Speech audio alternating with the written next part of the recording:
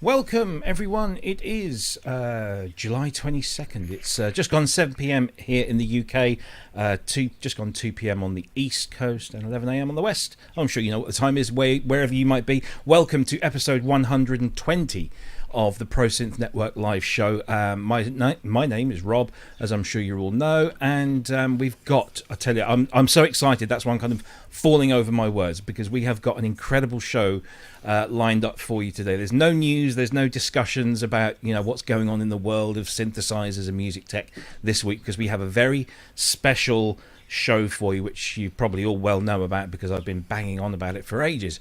And we've got some fantastic guests and an incredible instrument to tell you about and show you in action live on the show. So I hope that you can stick around for the next couple of hours and share with that. Of course, if you have any questions you want to put to anyone on the show today, please do so over, I think it's that side there where the chat window is on YouTube, and leave your question in there. Again, if you can prefix any question in there to help us kind of pick it out from all the other comments, just stick a big capital Q in front of it, and it'll help those of us with not very good eyes to see those and drop it into the right bucket so that we can make sure we get to it during the show. And of course, you can leave comments under the video after the show if you're watching on catch up. And if you want to make a donation to the show to keep us on the air, because of course we rely on your very generous donations to keep all of this funded and moving along, you can do so in the usual ways. You can PayPal donate through the link that you see on screen there, and it's also sitting in the description underneath. And you can also use Super Chat and Super Stickers. Oh, I hit the wrong button there. Super Chat and Super Stickers in the chat window over there. Again, I'll never get this whole thing worked out. So yeah, whatever you want to do, just leave us some money there. That would be fantastic, because it all goes to fund all of this stuff here. And thank you for your donations in advance. Don't forget also to do the obvious thing: like, comment, subscribe, and share. If you feel that there's people here that would love to watch this, do share the link to the show and to the channel, and spread the word. Finally, if you want to get in touch with us on social media, we are across all of the major platforms: Twitter, Instagram, Facebook, and of course here on YouTube. And yeah, just stick us in your favorites list and enjoy the content. Thank you very much. So first of all, before we get to our very special exclusive guests that we have for you today, let's bring in the usual suspects. First of all, let's go up to the north of England with our illustrious leader, Mr. Ben Simpson. Good Hello. afternoon, good evening. How are you? Yeah, I'm all right. Yeah, I'm looking forward to this. It's very exciting. Yeah. I sing the Body Electrics just said in the chat. I haven't done my homework for this, Ben Simpson. I shall sit at the back with my dunce hat. And when you cut to me, then I was just halfway through replying, saying, "Come and join me," because I haven't got a clue either. But I am really looking forward to it. Well, yeah. I heard a couple of samples before we went on air, and it was like nothing I'd heard before. Really unusual sound. If you're not sure about the subject matter today, you will have a wonderful education in it for sure. Absolutely. Yeah. Brilliant. Okay, well, thank you ever so much for joining us, as per usual. Let me just say a quick thank you to Andrew Brooks. Thank you for your donation of £5 Very generous. No, you cannot have your KX88 back. It's mine, and I'm not even putting you in the will. Sorry. Stephen Homegrown, this has surely got to be worth a tenner. Thank you very much. I'm glad you think so. Thanks for the donation. Much appreciated. And of course, if you want to do the same, it's the super chat, the super sticker thing that YouTube do. Fantastic. Let's go now across to west of London to synth tech extraordinaire, Mr. Kent Spong. Watcha. How you doing? All right. Yeah, very good. Thank you. Good. Everything good in your world? Yes. I even got this just out of the washing machine just now. Properly suited and booted in official company. Because otherwise wear. I was going to have to wear my Sonic State one. Oh, well, we'll allow that. And just pretend that I'm, Yeah, leaving. no, Bye. that's fine. Bye, everybody. We'll allow. Yeah. See you Wednesday. Yeah. Excellent. Well, good to have you on board again, as always. Thank you. Love to see you. It's only been a few hours since I last saw you, so Yeah. getting all too familiar, you and I. So I think it's now about time that we actually introduce the really interesting people in the show today. So let me see, where should we start? Let's start first of all with the man who's kind of helped me put all of this together. It was his idea, really, and he's gone to a huge amount of trouble setting this up. And I want to go on record and say thank you to Mrs. Manny Fernandez for putting up with your husband's encroachment into the front room. Let's bring in, and he's accompanied by a second guest. This is Dr. Manny Fernandez and Mr. Scott Kinsey. Welcome, gentlemen. How are you both? Hey. We are doing great. Good. Great to see you both. Yeah. Just for you, Ben, we set up in the posh room. So you two are actually in the same room, but we've got separate cameras on you because we're going to be switching around, aren't we? Yeah, we're spaced appropriately, socially distanced for both COVID and mic isolation reasons. Of course, yes, absolutely. So, Manny, how are you? What's your third time on the show? Second time? I can't remember. Yeah, I guess it is my third time on the show. Yeah. Hopefully it will be the charm, because this is going to be a little bit of a high wire act, especially as we get into some of the programming of this later on. Yes, absolutely. It's going to be fun. And of course, Scott Kinsey, keyboard player extraordinaire with some incredible tracks I've been listening to. I've been going through your stuff the last few weeks, and it's a brilliant, absolutely brilliant. Love it. Thank you. Welcome, first of all, first timer on the show. Yeah. So you have a little bit of history with the VP1. Yeah, actually I do. I don't know like how exactly it came about, but I was talking with Avery Burdett at Yamaha, and he told me about this synthesizer, and I was really interested in it, and he said, well, like, we have one and no one's using it. In fact, no one's really even seen it before. He said Chick Corea might have played it, and he knew of a couple people in Japan and other places that may have had one and used it a little bit, but basically it was a completely unknown thing. So he said, why don't you just take it? So I took it home, and I had it for actually about 2 years. Wow. That's cool. That's cool. Well, we're gonna come to you again throughout the show, because you're actually at the VP1. Yeah. You're our demonstrator extraordinaire. So thank you in advance for all of that. There it is. Look at that thing, and we will get to why it looks slightly different a little bit later on in the show. There are secrets there. So yes, thank you for joining us, gentlemen.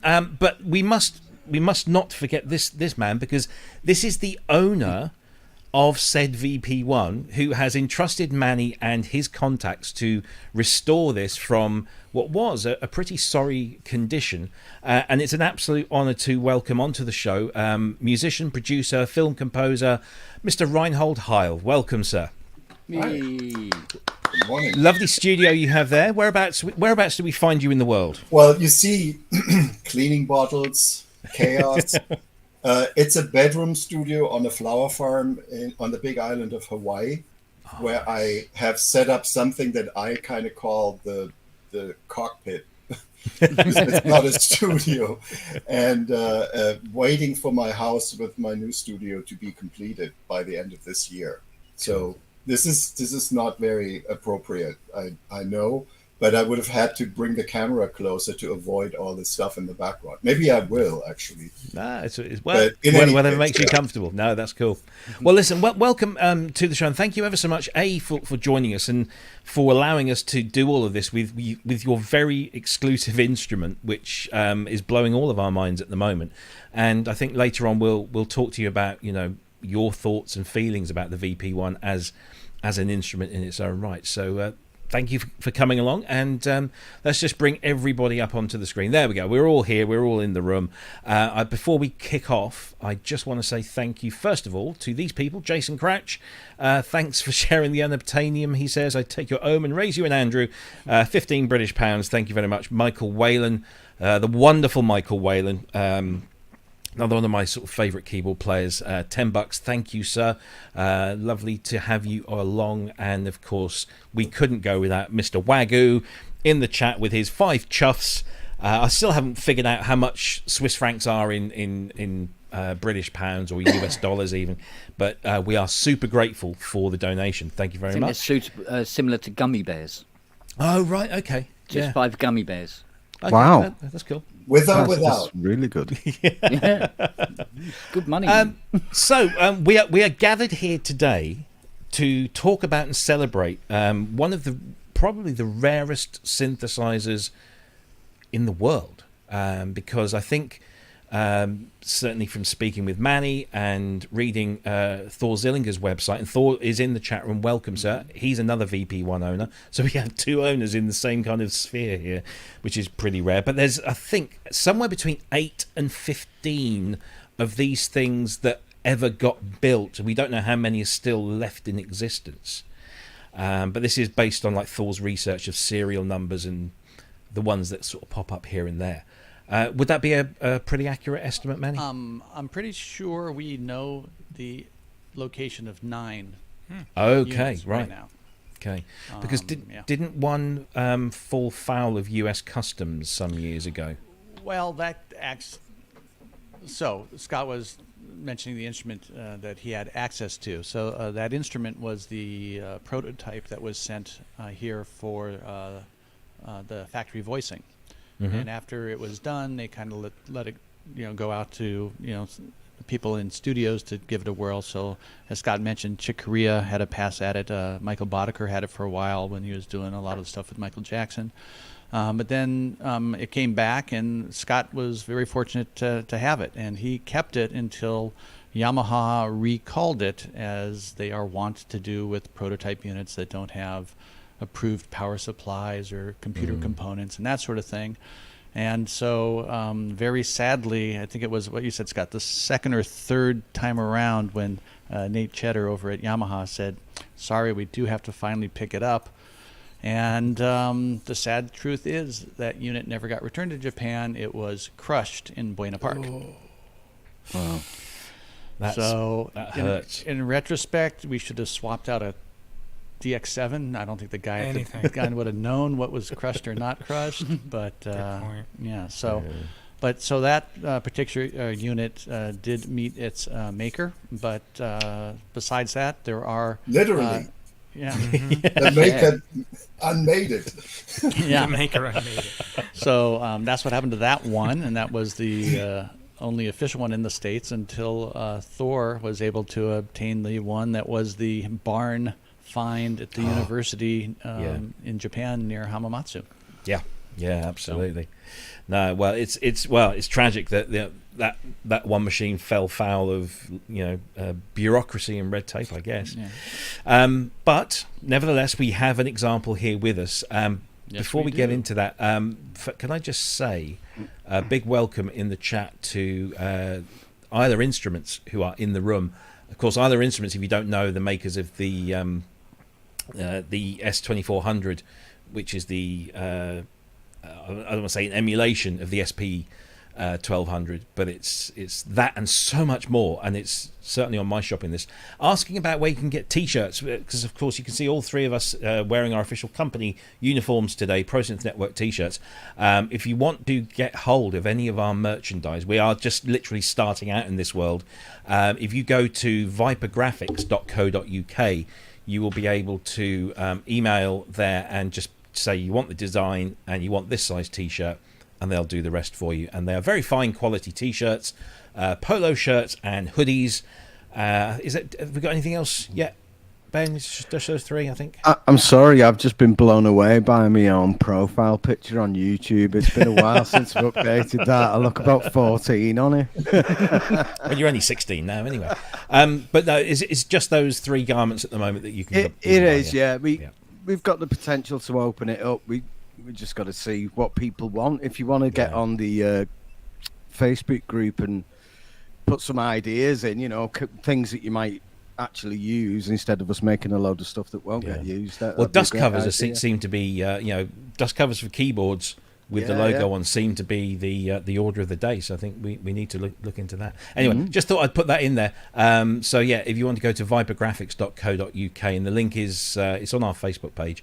We'll share it later as well in the link below. I think it already is in the description. Anyway, I digress. VP1, that's where we're talking, that's what we're talking about.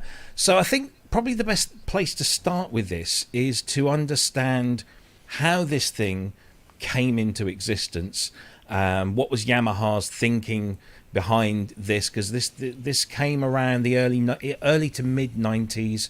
FM had progressed from what we knew in the DX7s into AFM in the SYs and the TG range, and Yamaha were looking for the next thing, the next big thing to kind of move into, and had been working behind the scenes on this thing called VA, or virtual acoustics, which was their form of physical modelling, which also originated, if I'm not mistaken, at the same place that FM did, at Stanford University in the Karma Institute. So that's kind of my potted history, but I think I'm going to hand over to Manny.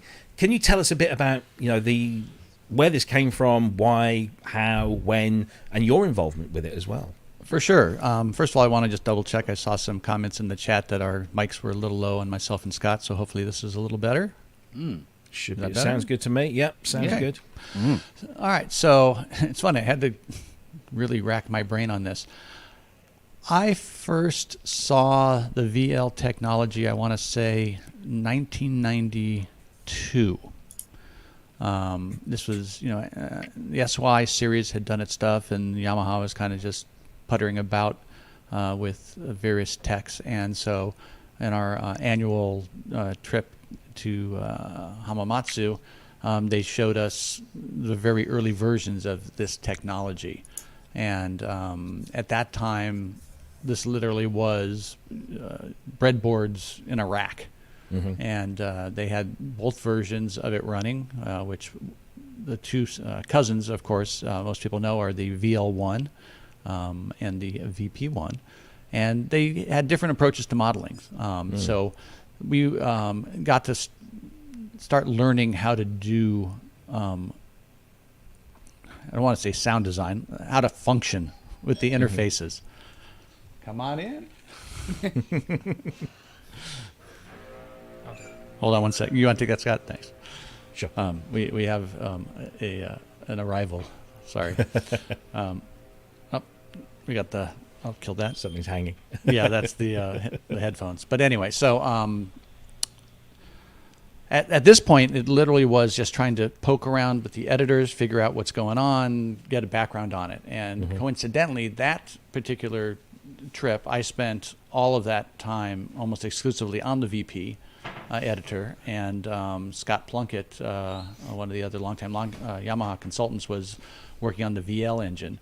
And so we all thought, hey, this is really cool, interesting stuff. It's got some potential. And what it's all about was performance. Yamaha has always been about performance. And if you go back to their classic instruments like the GX1 and the CS80, it's like what's behind the hood is somewhat less impressive on how you interface with it. So they were wanted to use all the modern digital technologies to make an electronic music instrument. Okay, right. And that's a key phrase. It's like, you plug it in, but they wanted it to behave like any other physical instrument you'd pick up. So that's why they were using this modeling technology, because they wanted to have the player put input that could do nuance that traditional synthesizers could not. So, of course, over the intervening year, they started refining the technology. They shipped stuff out for us to continue to mess around with, and it went into these two branches. They went with the solo instrument, which is the VL, which is what they call their self-oscillating model, which is essentially a woodwind type of thing. And then they had the VP model, which was what they call their free oscillation model, which has a lot of similarities to Carplus Strong. And that was to be their polyphonic instrument. And so that's sort of the genesis of it. They were meant to be complementary, and work proceeded on them in parallel for a while. Then when in 93, when we went back to start doing the actual voicing sessions for the instruments, the VL's effectiveness had really taken a shine to everybody over there, so it was sort of pushed ahead of the step sibling, as it were. So most of our resources focused on that, and so myself and Plunkett were head deep in the VL, and by that time Dave Polich had joined the Yamaha team, and Dave was actually starting to work on the VP. So that's how it all came about. So 92, 93, and then we showed the VL in 94 at NAMM, as I recall. So what was the decision? Because obviously the VP1 never made it to commercial market. What was the decision behind that? Was it an economic decision? Was it a technological decision? Do you have any kind of recollection of the thoughts behind that? A lot of this is just accumulated from comments of people around. The main thing that happened was cost was going to be a factor. When we talk about the tech, when I show you some of the breakdowns, we'll talk about what's going on inside the thing. And the VL and its whole family arrived at just the wrong time in the MI business. Because if you think of what happened in the 80s from the DX7 through the early 90s, price performance was dropping rapidly. Before the DX7, a professional synthesizer cost you $5,000 for a Prophet or an Oberheim and a JP, and you never complained about it. That's what it was. But by the time you had your Poly 6s, your DX7s, your M1s, your D50s, $2,000 was like the magic price. And so, the VL, fantastic instrument, its reception was less than anticipated. The people that got it and will never get rid of it. So guys like Michael Whalen will die with their VL1 in their hands.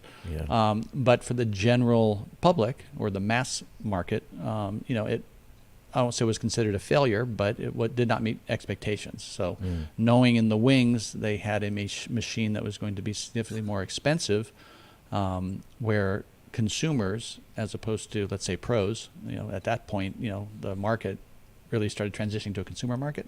It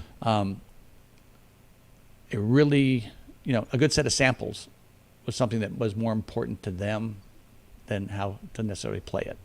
So basically, cheap sampling is what killed the acceptance of, in my opinion, all the physical modeling instruments that came out, whether it's the Prophecy, the Z1, the Wave Drum, the VL, and all that. And Yamaha finally had success with the VL once it went into the VL70M. We were able to get it down to a $700 box. And of course, also had a piggyback success in the EX5 because it was a tag-along engine there.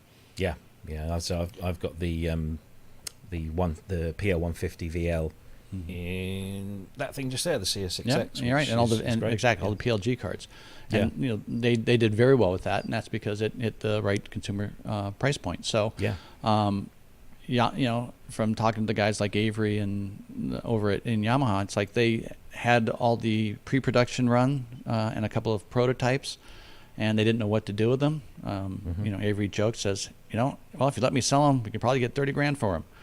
So whether or not that propagated the fact that they decided to clear the inventory out, they never went through the approval for the U.S., so they only offered them for sale in Japan and England. And the wild guesses are they sold the anywhere from 12 to 20 late prototypes and pre-production test run units in Europe and Japan, and that's how Reinhold kind of came about his. So maybe Reinhold wants to pick up the story on how he heard about the VP and why he got it. Yeah, absolutely. Reinhold, can you maybe tell us your entry into all of this story? Well, I wanted to, before I do that, I have one thing to say in addition to what Manny just said about the reception of the virtual acoustic instruments, and that is that in order to operate them successfully, you actually had to practice on that instrument. Right. In order to play it like a woodwind instrument, you had to sort of figure out what the voicing and the phrasing and all of that stuff of a woodwind instrument would be, and preferably use a breath controller to do it, which that wasn't popular because, you put it in your mouth, actually the first breath controller was a horrible thing. I played in the German version of Live Aid, biggest performance of my life in front of the biggest audience, and I had the thing in my mouth and played a solo on a DX7. So, nobody wanted that because it just doesn't look good. And also you need to put the hours in to be able to really conjure up some very interesting, and it's something that's beyond a normal synthesizer. And actually, if you just, played a few notes, sometimes nothing would even come out because the patch would would wait for you to blow into a breath controller. Right. And people just didn't have any patience for that. And the samples were instant gratification. So you hit that program number 1 on the D50, middle C, dunk, dunk, dunk, dunk, dunk, dunk, dunk, dunk, dunk, digital native dance. It opens albums. Yeah. And, you know, it's crazy. But, and that's the reason why people, you know, I don't think, you know, were willing to spend a lot of money and then they still had to spend the time. Jesus. Yeah. You know, so that's the one thing. So, but Yamaha, I have I had a very, very close relationship with Yamaha in Europe, in Rellingen, the continental European branch, and knew the people very well. I've done some promo things. I even made in 1981 some patches for the GS2. Oh, wow. Which were never released because they didn't sound like real instruments, because I made synthetic, you know, fantastic, in my opinion, patches. And I really love the company, very, very lovely people. And they approached me in the early 90s when the VP came to take it for a few months and to write an article, you know, for a German magazine. And actually I produced like a 10-minute audio thing where I did a voiceover explaining what the thing did, and they put it in one of those little flexible vinyl disc formats and added it to the magazine. So that some people still have that and refer to it, and I can't believe that that's the case. But so I got it into my home studio in Berlin, probably in 94, and I spent considerable amounts of time in it, being frustrated that I couldn't get to the guts of the program, B, potentially relieved because I had no idea how Carpless Strong or any of this stuff was working. But I was super thrilled about what a fantastic keyboard, controller keyboard it was, because it had all these controllers, 2 pedals, 3 wheels, the set of faders, and then the most magical thing was the macro controller that's in the middle. It's actually not called macro controller. What is it called, Manny? It's the scene controller. It's the scene controller. There was 3 scenes where you can store any controller setting. So you have one patch that you cannot fundamentally change. It comes with the machine. But you can change all these controllers and you can program what they do to the sound. And then in 3 scenes, you can actually generate like 3 very, very different aspects of this patch. And then with that one fader that could, of course, also be on the foot pedal, switch and morph between these 3 scenes. And that was the magic potion, I think, of this for any performer. And on the VP, in a way, much more so than it would have been on the VL, because the VL requires, you know, all these controllers, mainly the breath controller, to actually do a lot of the work. Whereas this is more like a keyboard, I think. You know, you have percussive sounds, you have pads and all of that stuff, and it's quite a different beast because at that time there was nothing like it out there. Now you can actually have plugins that have a similar kind of sound generation, and you can actually program them. Most prominently, in my case, Sculpture, which is an integral part of Logic. And that's been around for 20 years now. So that actually they responded and said, like, let's just do one plugin. And I don't think many people really use it. But that's actually with Sculpture, I got to the point where I really, really wanted a programmer for the VP, because I realized how amazing that was. And, I did get, with time, I get frustrated with the VP to not be able to make my own basic programs. So anyway, I'm not even answering the question, because I'm already way ahead of everything. Going back to that, I did my thing for the magazine in Germany, and then I had to give it back. And I was very sad because I don't think I could afford it. They actually did offer it. I think there was a price tag on it. Don't ask me what it was. It must have been something like 35 grand, if my memory serves me right. But in any case, it was sort of out of range, and I was going like, I don't think I want to spend that much money right now. Then they came back to me and said, would you mind doing a performance at the Frankfurt Musikmesse? And I said yes, although it has remained my only performance at one of those events, because I personally don't think that I have, well, I actually think it's a skill in itself, and I personally don't think I have it. So I did that performance and had the instrument again, which was lovely. So I sampled the heck out of it. I recorded a bunch of stuff and said goodbye to it. And then the next thing you know is they call me. I then emigrated to California, and I think it was in 1999. They called me up and they said, they are getting rid of the VPs. Do you want to have that model, that particular specimen that you had, that also kind of made the rounds of the fairs, and it's a little bit damaged, but it's still functional, and we give it to you for a good price. I won't disclose this price. I don't think I'm allowed to. It was still actually real money, and I said, hell yeah. And I bought it, and they shipped it over, and there it was, and it had this big crack in the housing. And other than that, it was fully okay. And I put my patches in and used it actually as my master keyboard, just because of the whole controller thing alone. This had nothing to do with the synthesis functions.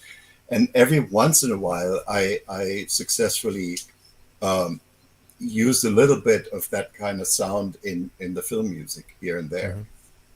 I don't think I have a substantial body of VP1 output that I can show for. It did actually make it into a main title of a network show. So that I think that's probably the biggest exposure it ever got. And so that machine that you just described is the one that's sitting over in California right now with Manny and Scott, yeah? That's correct. Yeah. Okay, so we'll get on to the how that was brought back to life and how that big crack was fixed and all of that stuff. But before I do, I want to come to Scott first from a performance perspective, because as Reinhold has just been saying, this is not just a synthesizer. This requires time and effort and practice as a natural acoustic instrument, such as an oboe or a clarinet or a violin or a piano even would require. So I want to ask you, Scott, first of all, what's your VP1 story, and also can you expand on that, the nature of the instrument in the respect that Reinhold was referring to? I feel like you definitely need a certain skill to play it, but I feel like the VL you need maybe more, because it's a woodwind oriented thing, and there's so many elements to it, that like overblowing a note or getting a certain harmonic, or just the way you play it is very, very particular. And I feel like it is on the VP too, but it's a little more forgiving, I think, than the VL. That's kind of how I feel about it. But I feel like the magic in the VP is how many apparent patches seem to be living in one patch. And it's a very alive sounding keyboard. It's the most alive sounding keyboard of really any that I know, because it's so it's just so based on, well, of course, technically it's blending between those three scenes, but it just feels like way more than that. Yeah. So what's your VP1 story? How did you first come across one of these, and where have you used it? And I was doing some kind of like consulting with Yamaha at some point years ago, and they actually called me to do to come in and take a look at a new synth that they were thinking about making. And I believe it was called the VPX. And so it was past this unit. This unit didn't this unit had already kind of come and gone, but they were talking okay. about a VPX, and it was in a rack, and they brought me in, and they just said, well, we're not going to tell you anything about it, just play it. And so I played it, and I really enjoyed playing it. You know, I really had a good time playing it. And then they kind of explained what it was and the whole thing. I think that would have been a kind of more affordable VP. And I'm very sad that they never did it because it's a beautiful instrument. But then we got talking, and he said, well, but there is a VP1, and we have one. And you know, like basically he explained, like I already said, like a few people have played it, but I think you would be a good fit, so take it, you know. So I took it home, and I had it for about 2 years. Yeah. Mm-hmm. Was that the one that Michael Boddicker was using? I would think probably. Yeah. I think they just had one. I don't know. It if was they just had more kind than of one. doing the rounds. So in the time you had it, you were Mhm. able to actually use it with a lot of your own compositions as well, though. Yeah, I did. I recorded it, you know, as much as I could, basically, in those 2 years. I mean, not all the time, and I've kind of I hid it away sometimes just because I felt uncomfortable having something like that, you know, out. So you know, so yeah. But I did. I used it on some recordings. Cool. So I think we've been sort of speaking about this thing for about half an hour now. It would be actually nice to just kind of hear it just for a little while. So I don't want to put you on the spot, Scott, but are you able to maybe give us a bit of an audio demo? Sure. I'll just play one patch that I've got in front of me. In fact, it's the one that you have a sample for there. Yeah. So it's, you know.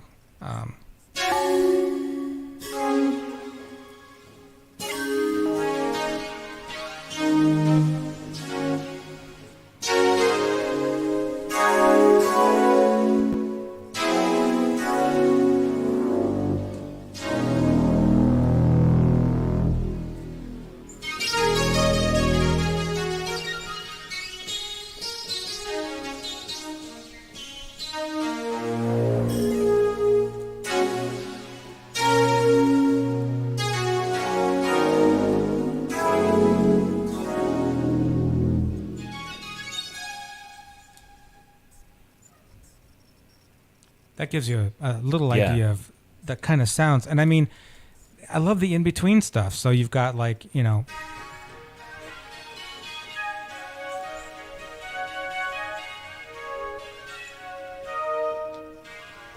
almost a flute in there. Mm.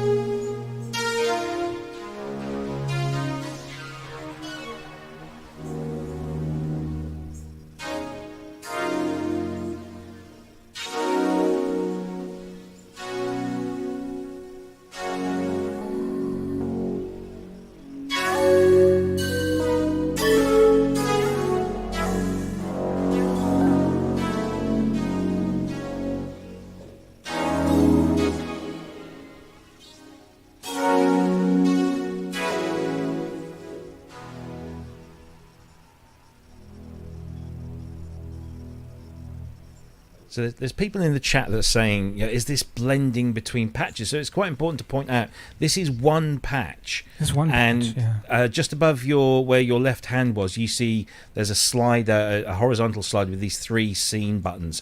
Right. And you're controlling that when you're playing with a pedal. Yeah. But you can use the slider on the front. So this is basically the same patch, but with 3 different settings. So it's been customized 3 times, and you're shifting between all of those with that foot pedal. Right, and it's really kind of like interpolating the points in between each one of these, because I mean there's a lot of sounds in between A and B and, you know, B and C. There's a lot of different. I mean, if I just stick to one.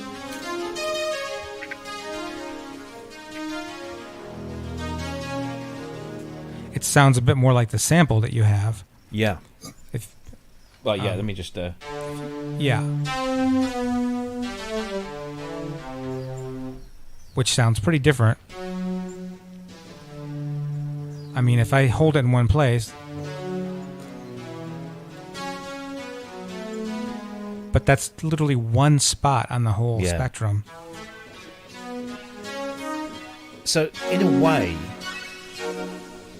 this is very much like a morphing feature, because this is not it's not like vector synthesis where you're blending levels of different patches. No. This is actually changing the patch settings across 3 sort of marker points and everything in between, but it's the Yeah. settings that are changing. Right, and of course, yeah, you can do even more than that with just adding, even like the third wheel or one of the other controllers, another foot controller Yeah. that then goes to a specific aspect and yet opens up more variation. And the Steam controller is just there to, to make it accessible for humans, as the rest of it seems more designed for an octopus. Because you have that many controllers that you can actually control simultaneously. It kind of goes beyond your physical ability, and that's what the scene controller is sort of for. Yeah, Exactly. yeah. Right. Yeah. So people understand what's going on behind the scenes. As we say, this is literally a single sound.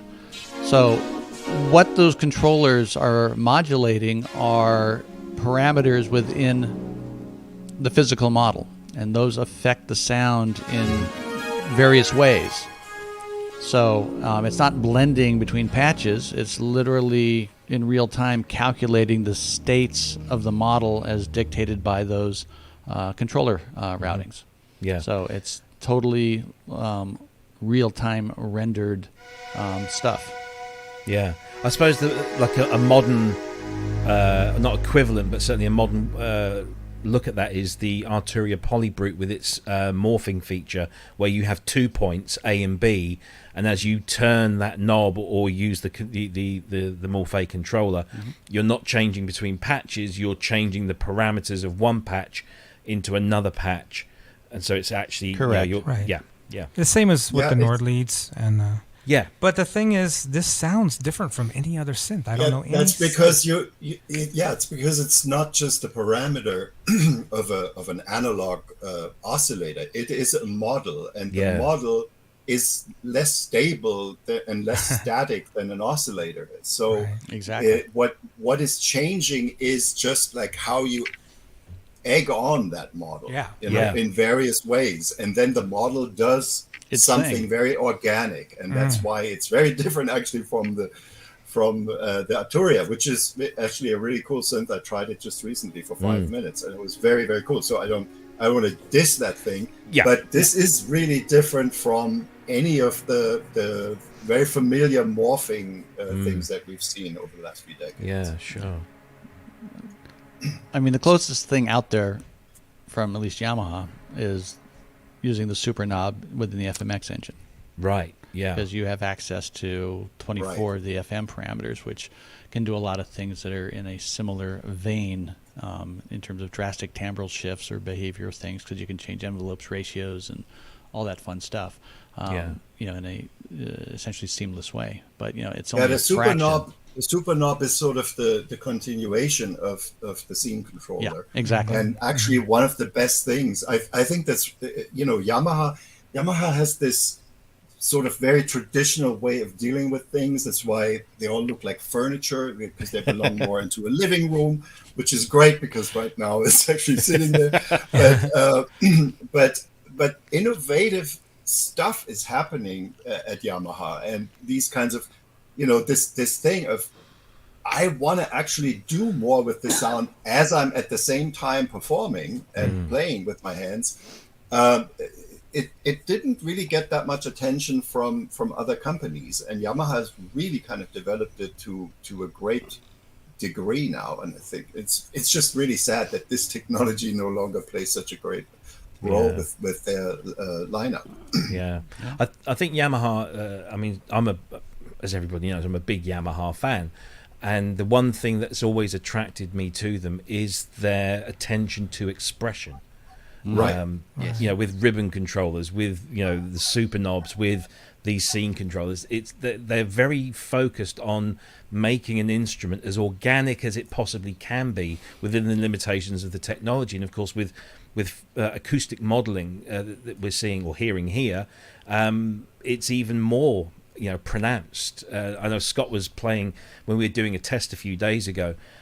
Scott, you just played like one note, and every time you hit it, it was like plucking a guitar string. Every Right. time you pluck it, it's never quite the same. There's a slight Yes. shift in the timbre, and that's exactly what this is. And I guess that feeds into this whole concept of having to learn to Yeah. almost play this instrument all over again. Yeah, because if you wanted repeatable results, you definitely have to practice. You definitely have to kind of know what you're doing. Mm. If you just want to play and experiment, you don't need to really practice all that much. Just playing it. As you'll will- hear later when I play it. Yeah, I mean, No, just- but you're right. The VP is far less demanding in terms of, because it's more like a keyboard Right. where you go, oh wow, there's more happening under the hood, but I Yeah. can still do this because you can still it's sort play of- it just like a keyboard. Yeah, I can still play it. But the VL is a beast that needs more, very specific lot more. knowledge. Yeah. Knowledge. You about need how it woodwind works. knowledge, kind of. You need, Yeah. phrasing. I mean, because you can't play it like a piano at all. You Yeah, can't play idiom, it- baby, idiom. Yeah, it's all about, of course, emulating instruments. If you have a saxophone, an oboe, or whatever on a VL, and that made sense to people because they go, well, I know what that is. And if you play with the breath controller and you play a certain way, you can kind of really get those acoustic vibes from it. This keyboard, it's completely different. It's just more. You can just play it. Yeah. Yeah. That's a perfect segue to a very famous quote that Dave Polich forwarded to me, which when the engineers were, formerly reviewing it for voicing. This is the VP1. We do not know what it can do. Exactly. The sounds on this thing are unlike they're synthesizer sounds. It's truly a synthesizer. It's not a emulative thing at all. There's no pianos at all. There's a couple of electric pianos, and actually they're really cool because they do things that are very different from any electric piano. But I think that's the beauty of this thing. It's a synthesizer. It's an actual synthesizer, and you can play it and be creative with it like you can on a real synthesizer. One question that popped up in the chat, and it struck me because we were just talking about expressibility, if that's a word. And the VP1 has multiple wheels. It has the foot pedal controls. It has the scene controls. But given that Yamaha had a propensity to put polyphonic aftertouch in their kind of top end, so CS80 DX1. This doesn't have polyphonic aftertouch. It's just channel. Is there a specific reason for that, or is it just something that didn't work? I have no idea why it doesn't. Polyphonic aftertouch is an interesting thing. Regardless of the difficulty to implement it well or whatever, to use it effectively, it actually dictates a playing style. If you think about it, because it means that a note has to have a particular duration to be able to facilitate some change with it. And then the modes that you are playing aren't going to be, they're going to be, let's just call it, here's what's cool about a piano or keyboard instrument. It has what I call, it's like a guitar. It has two modes. You can play it as a rhythmic instrument of multi pitches at one time, or, some articulations, and it can be played as a lead solo instrument. And polyphonic aftertouch is really for the lead mode. Yeah. Because let's face it, if you were playing a classical piece, a concerto of some sort, and you wanted to add aftertouch to it, trying to control individual amounts of aftertouch on 10 fingers in real time, you're going to struggle. Yeah. So That's a good point. being I think you had your attention with the other 20 controllers. Yeah, there's already a lot of controllers. Yeah. It's a little bit much. I mean, obviously it would be cool, but then in solo mode, which is where you would be able to maximize that, you already have that ability in a weird way because the structure of the instrument allows for a monophonic mode. You can actually have split elements. You could actually have a split right-hand, left-hand side dedicated polyphony. You can have the monophonic one up top doing your, aftertouch that won't affect anything on the bottom, and it's like your high note priority aftertouch, like implemented on the Arturia stuff now. Yeah. So there are kludges around that. I think also like they were using this type of keyboard more and more. This particular action, it's just that was becoming the Yamaha action. I think and it didn't have they didn't have many keyboards in their entire history that had polyphonic aftertouch. The one is the CS80. The DX1, I had it, and one of the reasons why I let go of it, and apparently it was fixable, but it had problems, and I wasn't really able to play it very well. I think Kent can probably, had I known, right? But so that was a very different keybed than the VP, because it was a weighted keybed and was very cool. I loved that instrument, no doubt. And I think that was, what was that, 15 years earlier, 10, 12 years earlier. So I don't think that keybed still existed. And I'm not sure if it would have made sense to put that weighted keybed into the VP1. Definitely a better choice to have a proper synth keyboard there. And it was before, all the modern polyphonic aftertouch keyboards, and Yamaha they have so many things just at their disposal, but I think a polyphonic keybed was not one of them at the time. And I think it might have been just that profane of a reason why it doesn't have it. But of course, what else you said, Manny, of course, is true, because it's hardly manageable as it is. And polyphonic aftertouch in itself is, if you look at the CS80, and I've had a CS80, I have a CS80 since 1977, and it used to be, my signature instrument in the late 70s and early 80s. And trust me, I've played a lot of things, and at the end of the day, it's you play a chord and you can have, if it's not a monophonic line like a la Blade Runner, where the whole polyphonic thing doesn't even come into play. It's like I have a chord and I have one of the notes is sticking out because I press it down more, which is very, very cool, but it's also kind of a limited thing. So I mean, I think it's a little overblown sometimes. The CS80 is a beast all in itself, and it just also speaks for how Yamaha has done things differently from everybody else at any given time in history, and always kind of done something where you're like, I wish I had this, I wish I had that, but they've always nailed something that nobody else was even thought about should be nailed.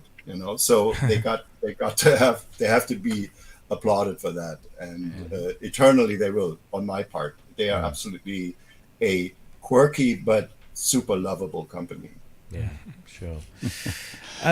This might be a good segue to actually, since we're talking about it, want to go into the guts of it?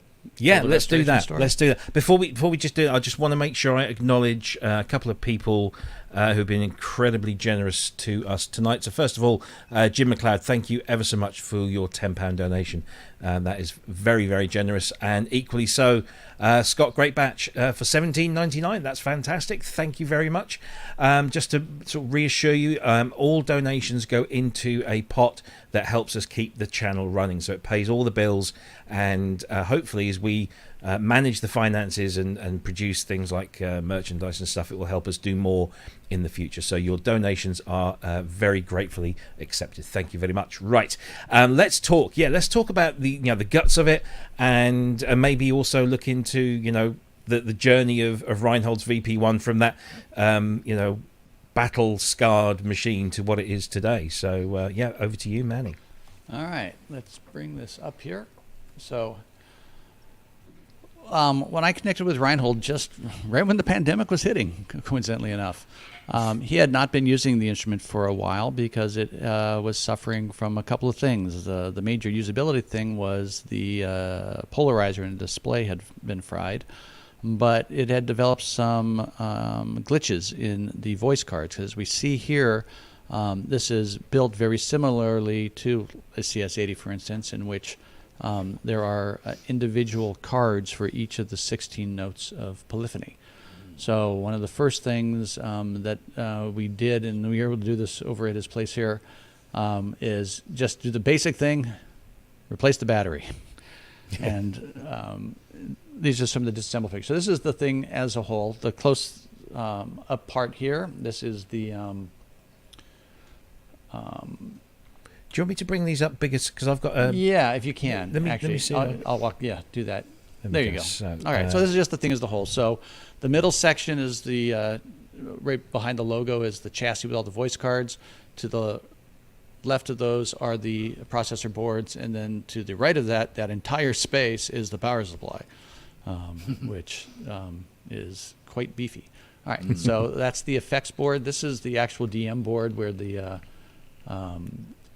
CPUs that control everything are. So the first board has been taken out. Go ahead to the next one. And this is the main board where all the OS ROMs and the battery lie. So we had to get into here to take the battery out. And there's a number of custom Yamaha chips, but there's a lot of standard components in here as well. There are two main custom chips that we'll get to a little bit later. But so basically, we popped out the battery, reloaded his discs. Go ahead, next.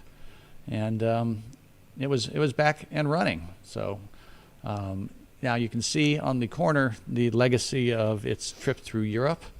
By the way, the little rubber strip you see on the top, that actually, Reinhold, you used to have a Kurzweil ribbon up there at some point, correct? That's right. Yeah. Like to put more controllers on there. Not enough. Yeah, exactly. So this was just, it was resurrected and it loaded the sounds and it was great. But at this point, two of the voices you would play had audible distortions and glitches in the sound, which did not make it particularly usable. So they would just bounce. Yeah. The bouncing effect of like an object bouncing on the string was going on even when you didn't want to. Yeah, it would be like constantly re-triggering itself. Right. Yeah. Quite annoying. All right, next up. Next slide. And you can see the polarizer. And part of this is a factor of the fact that there is quite a lot of heat in this instrument because of the massive power supply. And we talk about the various units that are out and about. This is essentially serial number 5, which, looking at the construction of it, is a prototype. And that's based on the fact that the back rail does not have vents. The pre-production run units that are out there actually have a set of 4 vents along the upper edge and other vents cut on the underside tray to facilitate better cooling. So this was actually very difficult to read, so it needed a little bit of work. Next up. Okay. So first thing that we wanted to do is Reinhold wanted to get in to be able to run the editor. So I am one of these guys who doesn't throw away any old hardware. So into the archives, found my old beige Power Mac.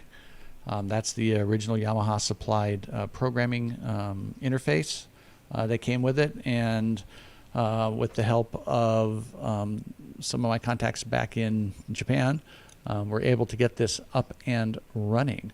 So if you look in the catalogs that they actually produced, there are brochures that show the VP in it. And Thor can probably mention this in the chat. It was like 320,000 yen was the price tag for a VP. And if you decided to purchase one, you had the option of Yamaha installing this interface or not, depending if you were ever going to dive into it. So, there's a couple of different versions that are out in the wild. There's the prototypes that all have the interface because they were used for voicing, but none of those have the vents. And then you have, let's call it the small production run units that some have the interface, some do not have the interface, but they all have the vents, depending on what the owner decided at the time. So the unit that Thor has, which went to a university, has the programming interface. But Kurt Otter of K-Pro, who also is a VP1 owner, he has a production unit that does not have the interface. So there's different versions of it based on the casing and how the owners actually decided to purchase it. I have no idea what the upgrade cost was for the software. All right, next up. And that's just a close-up of what happens when you go into the editing mode, which is called MIGS mode. That's the name of the interface. Okay. So next. So we got that. Yeah, so I came back again. So, basically, we're going to focus next on what I was trying to do, which was to figure out how to make the instrument playable to Reinhold. 'Cause at this point, we had no leads on how we were going to fix the display or deal with the voice cards. So, I'm the kind of guy that Kent hates because I just have enough knowledge and skill to really F something up. But Reinhold trusted me to go into this and try to suss out what's up with the voice cards. So go next. So this is the space where that voice chassis just came out of. It's right in the dead center of the instrument, and that's where all 16 of the voice cards lie. Okay, next. And this is the actual chassis. So this is the orientation of it when you're playing the instrument. That this is the top of it. And next. So inside this cage is all these voice cards. And next. So that's with the entire top removed. So that's all 16 voices of the instrument. So I had sleuthed out by doing some polyphony assignments through the editor that it was voice 3 and voice 12 that were the ones that always glitched. So I just swapped out those two cards, put them in the 15 and 16 position, and went back into all of Reinhold's presets and set the polyphony from, if they were 16 notes, made them 14. If they were dual 8 and 8, I made them 7 and 7. If they were triple 5s, I made them triple 4s. So therefore we got rid of the glitching and he could play all his stuff. Nice. And that's where it sat for a bit. Go ahead and go to the next slide. So these are the babies, and you can see here that each card has two of the Yamaha YSS 217B chips and the Yamaha XM 27280 chips. Those are the significant custom chips, and those are the common chips across all the VL range. And the YSS chips are the custom DSPs that run the calculations. And from the Yamaha part description, the XM chip is a custom programmable gate array. Mm-hmm. And so the model's computation is split amongst those two chips, and that gate array is instrumental, from what I understand, in having them talk to each other to be able to do everything that it needs to do. So a VL7 has two of the YSSs and one of the XM, single node of polyphony. VL1 has 4 and 2 because it's actually a duophonic machine, and this bad boy has 16 of these. In terms of CPU power of the time, these were custom RISC structure DSPs. I was told that they exceeded the Pentiums of the era. So Pentium 1, what were those? The 33 dual 66s. Some of the guys in the chat can definitely tell us up in there. But essentially, this was a 16 times 2 multi-core processing instrument. So if you think that the beef of the cost are those babies right there, you can see why a VL, retailed for $4,500 initially, then about $3,500 later on. That you had 16 of these guys in here, which is why the cost was so astronomical. Next. Reinhold had mentioned he'd used this as master controller for a while, and because there's a lack of heat dissipation, these are the lids that have these carbon fiber heat dissipators that had taken a little bit of damage, so we had to clean those up and make sure that little carbon fiber bits weren't going all over the place. And that's the power supply. And so if you think of like a DVD drive that would go in an old computer, the standard 5 1/4, that's about 1.5 inches thick. Mm-hmm. That's the size of about 4 of them. Wow. Because you can imagine what it took to run all those CPUs, plus another 7, I think, of those chips on the DSP board on the other side of the instrument for running the effects algorithms. That's almost as big as a Fairlight power supply, which is just crazy. Yeah, and it wasn't a separate unit; it was all tucked into one. So some major amperage got cut and goes through. Lots of heat. Yeah, lots of heat. All right, next up. And it's a humongous amount of horsepower. DSP. I mean, for that time, it's just ridiculous. Like where computer technology was at the time, and they just I mean, that's the advantage of being such a big company. I guess if they put their mind to something, they can just put it in there, and that's what they did. Yeah. It's just mind-boggling still to this day. I think what they did Right. back then. Yeah. So this is where the story takes a very interesting turn. One of the things that I don't know if I am admired for it or disliked for it. If I get an idea, I don't want to let it go. So I We decided love you for it. I decided that, I still know a lot of guys over there. I just wanted to see what would it take to find if there were any parts ever. So I called Yamaha. They put me in touch with their main tech here in LA, a gentleman by the name of Paul Morte. And I talked to him and said, how would we ever go about finding any of this stuff? Because Paul used to run the service department, and when Yamaha was, the bee's knees in the 80s, anytime the Jacksons or Quincy Jones or Stevie Wonder needed tech work, Paul went out and took care of all the high-end accounts. He's the Kent Spong of Orange County. And so we knocked our heads around, and he had contacts in Japan, and I had contacts in Japan, and we just started sending off emails constantly. Hey, are any of these things around? Could you look for them? And this is in the middle of the pandemic. So politely, we would remind them and say, oh, yeah, we got around to it. I think, Reinhold, it was 9.5 months of not hearing anything and just checking in. And all of a sudden we get this nice email says, oh, we have finally located some parts. I mean, literally, down in the basement, in the cellar behind the sign, Beware of the Leopard. Yeah. And so they actually found some voice cards and some of these CPUs, because this stuff is totally long gone. If you have a VL1 that needs repair, I mean, your SOL, it's all that kind of thing. So we very politely asked, would you sell us some? And they very generously agreed to sell us half of what they found. This is important for them because they have a VP1, obviously, at Innovation Road. Yeah. So we purchased 2 of the gate arrays, 2 of the processor chips, 2 of the little Toshiba 16-bit sub-CPUs, and 2 of the actual voice cards. So now, we were able to get this unit fully functional, and we have parts for replacement if any of these have to be sucked off the boards and replaced. So we were able to get the internal electronics totally functional. By this time, we were able to find a vendor who custom did displays. So we caught that from a guy in out of the UK to give us a display. And next slide. But the biggest, oh my God, you got to be kidding me moment.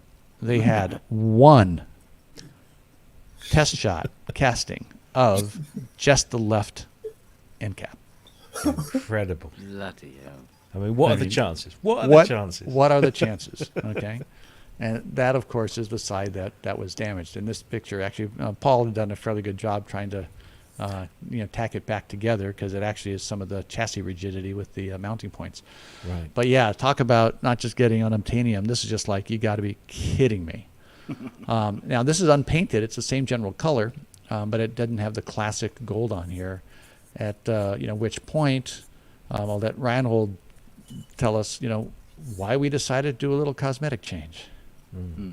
Well, I never had like a super fancy car, but in the 80s I saw that Trevor Horn had a Mercedes 500 SEC or something in matte black. And I thought, man, maybe I'm going to be as famous as he one day. I'm going to have a car like that. That didn't come to pass. So I was going, okay, this is the closest I will ever get. Let's do the matte black and also show the designers at Yamaha how it should have been done in the first place. Exactly. All right. So, and I want to say one other thing. I always this used to be in the past also, like sometimes things were emerging from Hamamatsu that were coming through Rellingen, my friends at Rellingen at Yamaha Europe. And I always envisioned the archives at Hamamatsu, like the last scene, the final scene in Raiders of the Lost Ark, where the Ark's being pushed in that, whatever underground facility. And basically this thing came from out there. It was the reverse process, you know. Funny you should say that. I believe, this could be apocryphal, but I believe I'd heard through Nate that the VP that's in Yamaha Europe was a crate find in the back of the warehouse. Wow. Kind of like that. Crazy. Wow. Anyway, so that's you know, Paul started calling around to find out who would actually undertake a refinish project on this, and it actually was very difficult to find anybody that would touch it because of the rarity of the instrument. They didn't know anything about the plastics, blah blah blah blah blah blah blah.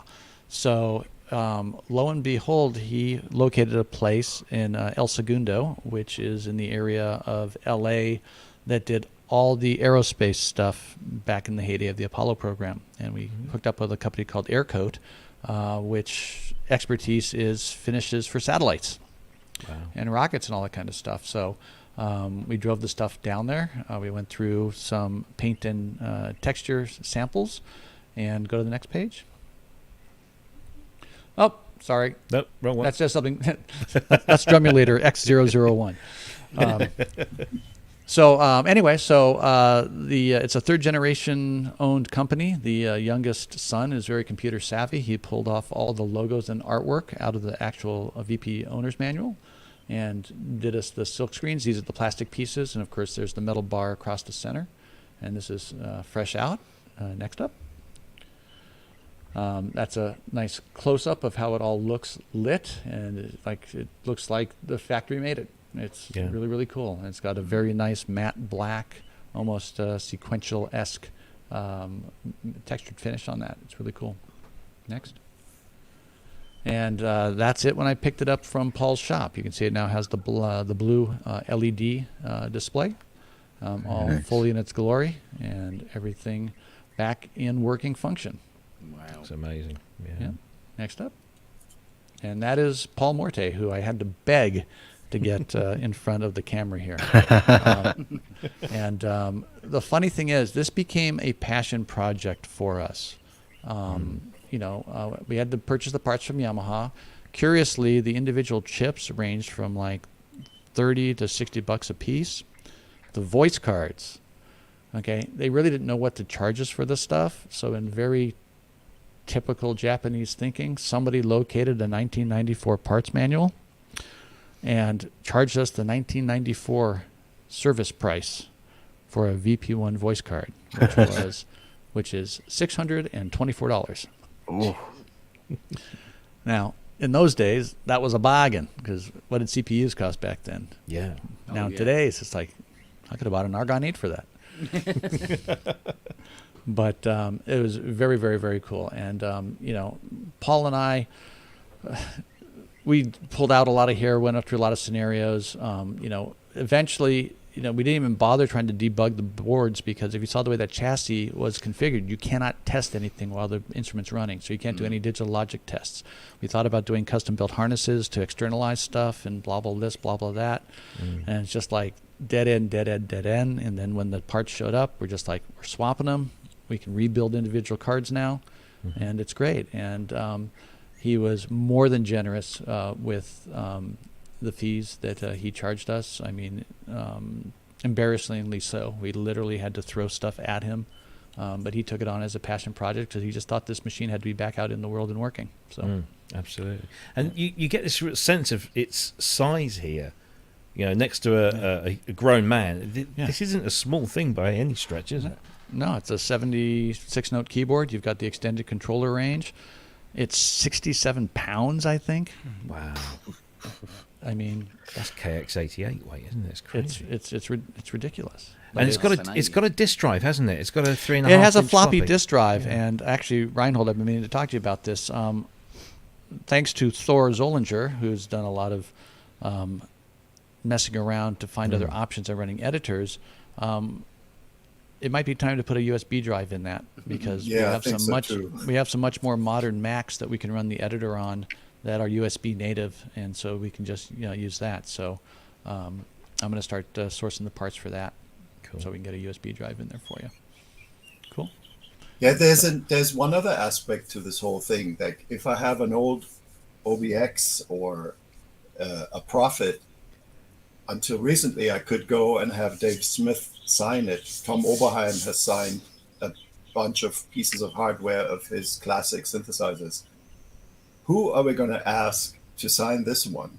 We don't know. There's no name, no person associated with it. It's a team of It's a huge team, yeah. Because it's Dr. K, geniuses. wasn't it? Well, he was the head of that department. The developer who was lead on this was there's two guys, Kitayama-san, Toru Kitayama, and Takeda-san were the main engineers on it, because Toshi really took over and guided VL very directly. So I love this picture. This is Intervention Road, and this is kind of like this is my average power rack. But as some of you have noted, if you've seen the video with Nick Batt and Nate, the display is fried on that VP up there. But you found a replacement source for that now. Well, yeah. We did. Although this is one of the guys who kind of comes and goes off of eBay, and we haven't seen him in a bit. Right. I had the smart sense to buy 2 extras when he was building them, because they are also for the VL. Okay. But yeah, I can't imagine if you hook those 3 guys up and just decide to go to town. Yeah.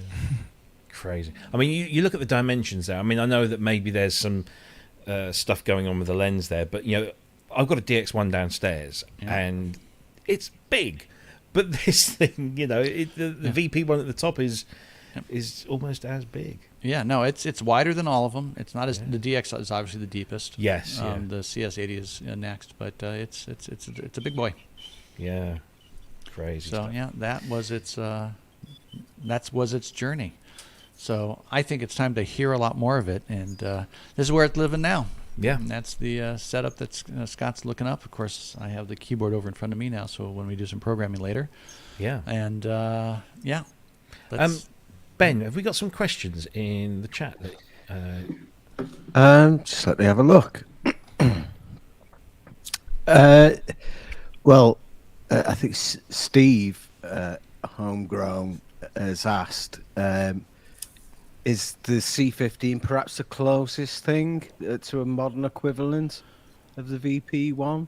That's the non-linear labs, isn't it? Yeah, is that a fair comment? So it's interesting. From a paradigm, yes, they designed that as a performance instrument first, okay, and it uses FM and wave shaping. It's actually a really cool little instrument.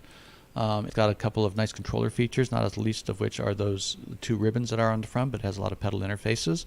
And some people who are familiar with it might know that they got a lot of flack when it was introduced that there was no MIDI. And that was the whole point. You were supposed to play it in real time, and its engine is designed specifically to be very dynamic, playing it in real time. So it is very much an equivalent of that. The montage, appropriately programmed, is an equivalent of that. And there's a couple other ones out there. I mean, those 2 probably have the biggest timbral and behavioral things you can do that would be closest to a VP.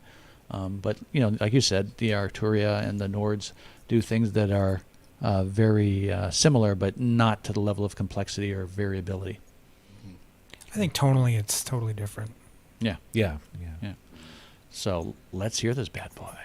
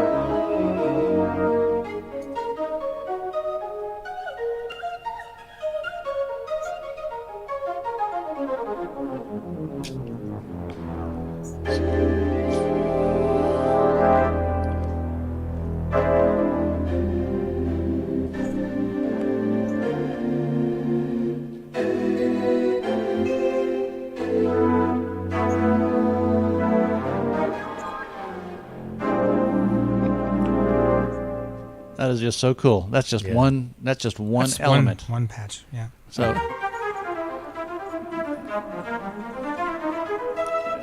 what's interesting is that in the factory set there is a wide variation of sounds, but that's just so cool how it transitions through there.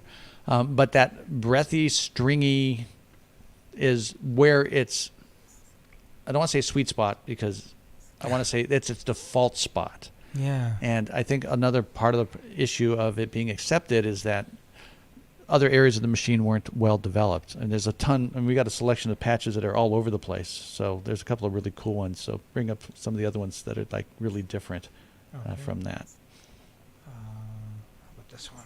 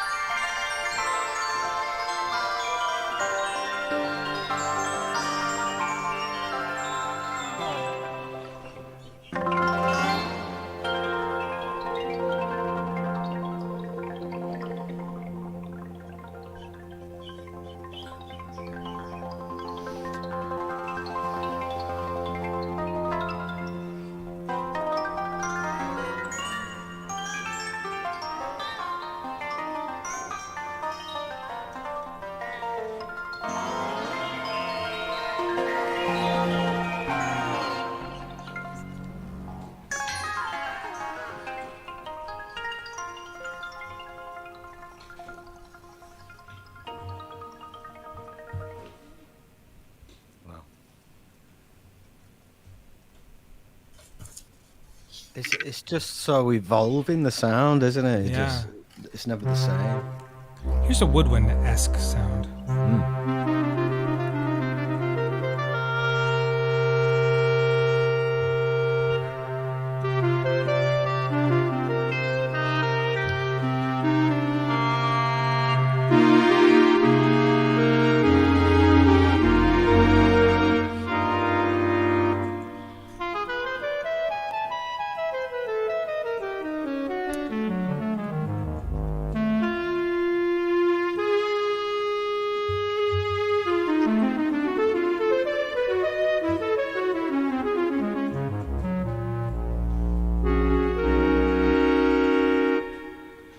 Kind of nice.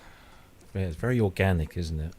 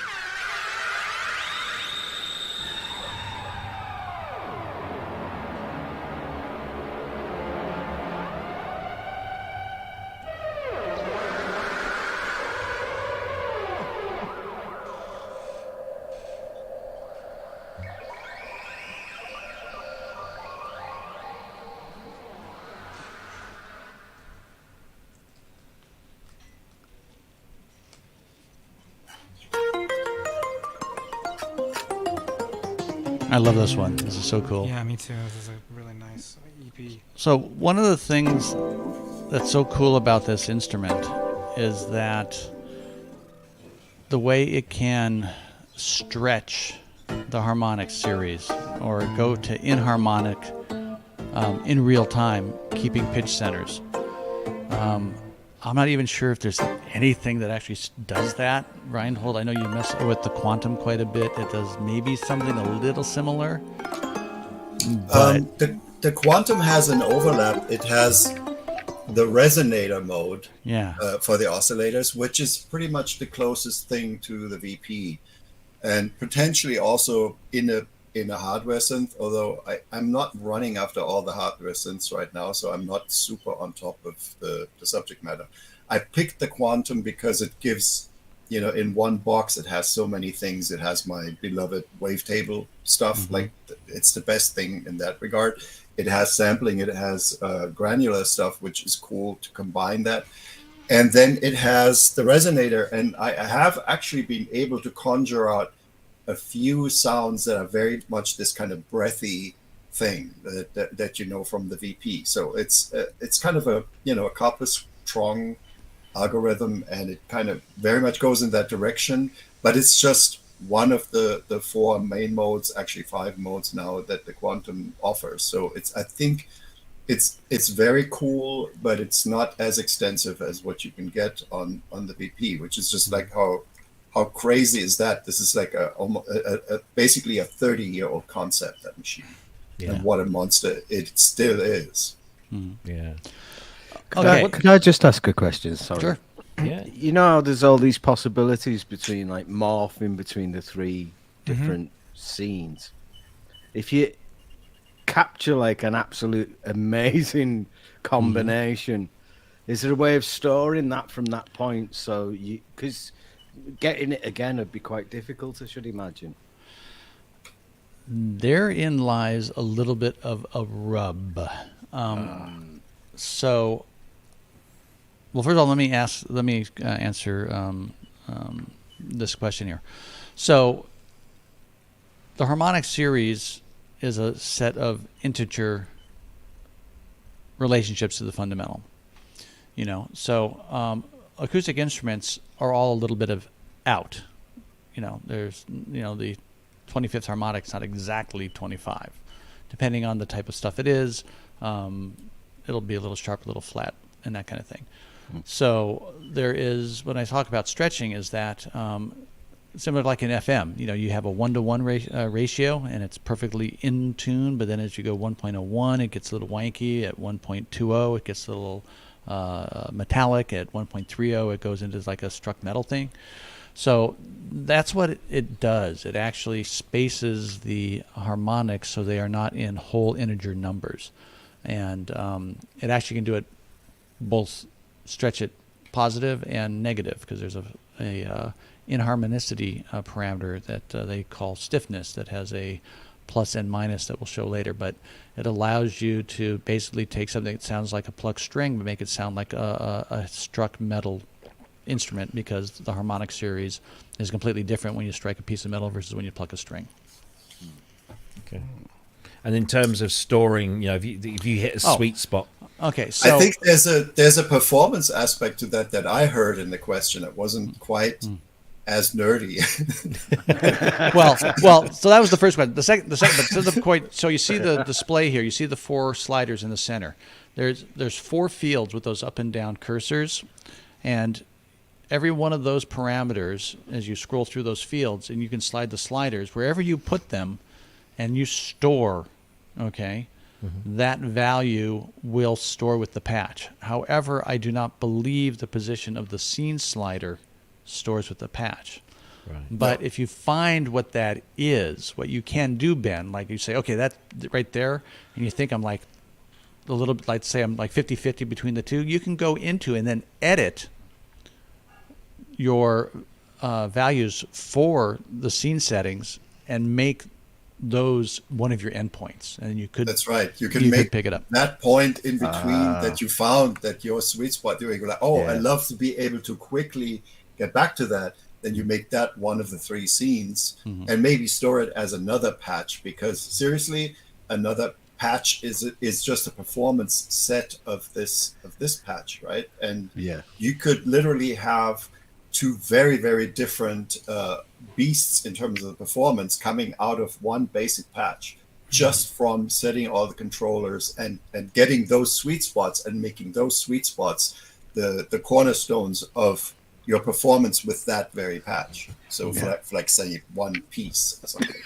Exactly. There's definitely that little slider there in the middle is a key function, and again, that's what they developed into the super knob. And I really have to get myself a montage. I don't have one yet, but I think that's, apart from all the magic under the hood and what the sounds are, the way to be able to control this is just phenomenal.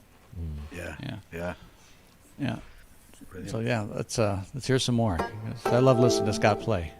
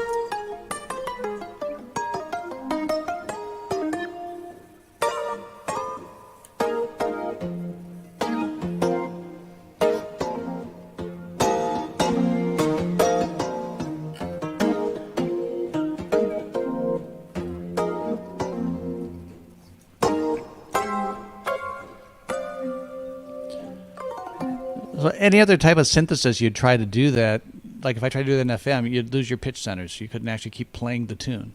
Right. You know, and whether it was ring mod, cross mod, any version of that. There's, like you said, there's a couple of electric piano-y types of things that do those same types of stuff. But yeah, keep going. Oh yeah, this one's cool.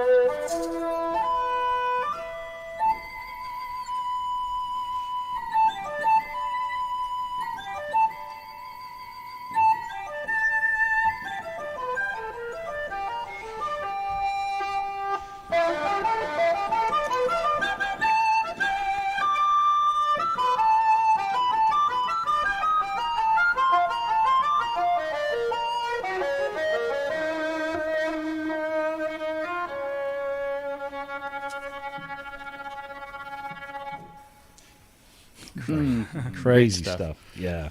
Yeah. So fun. Indeed.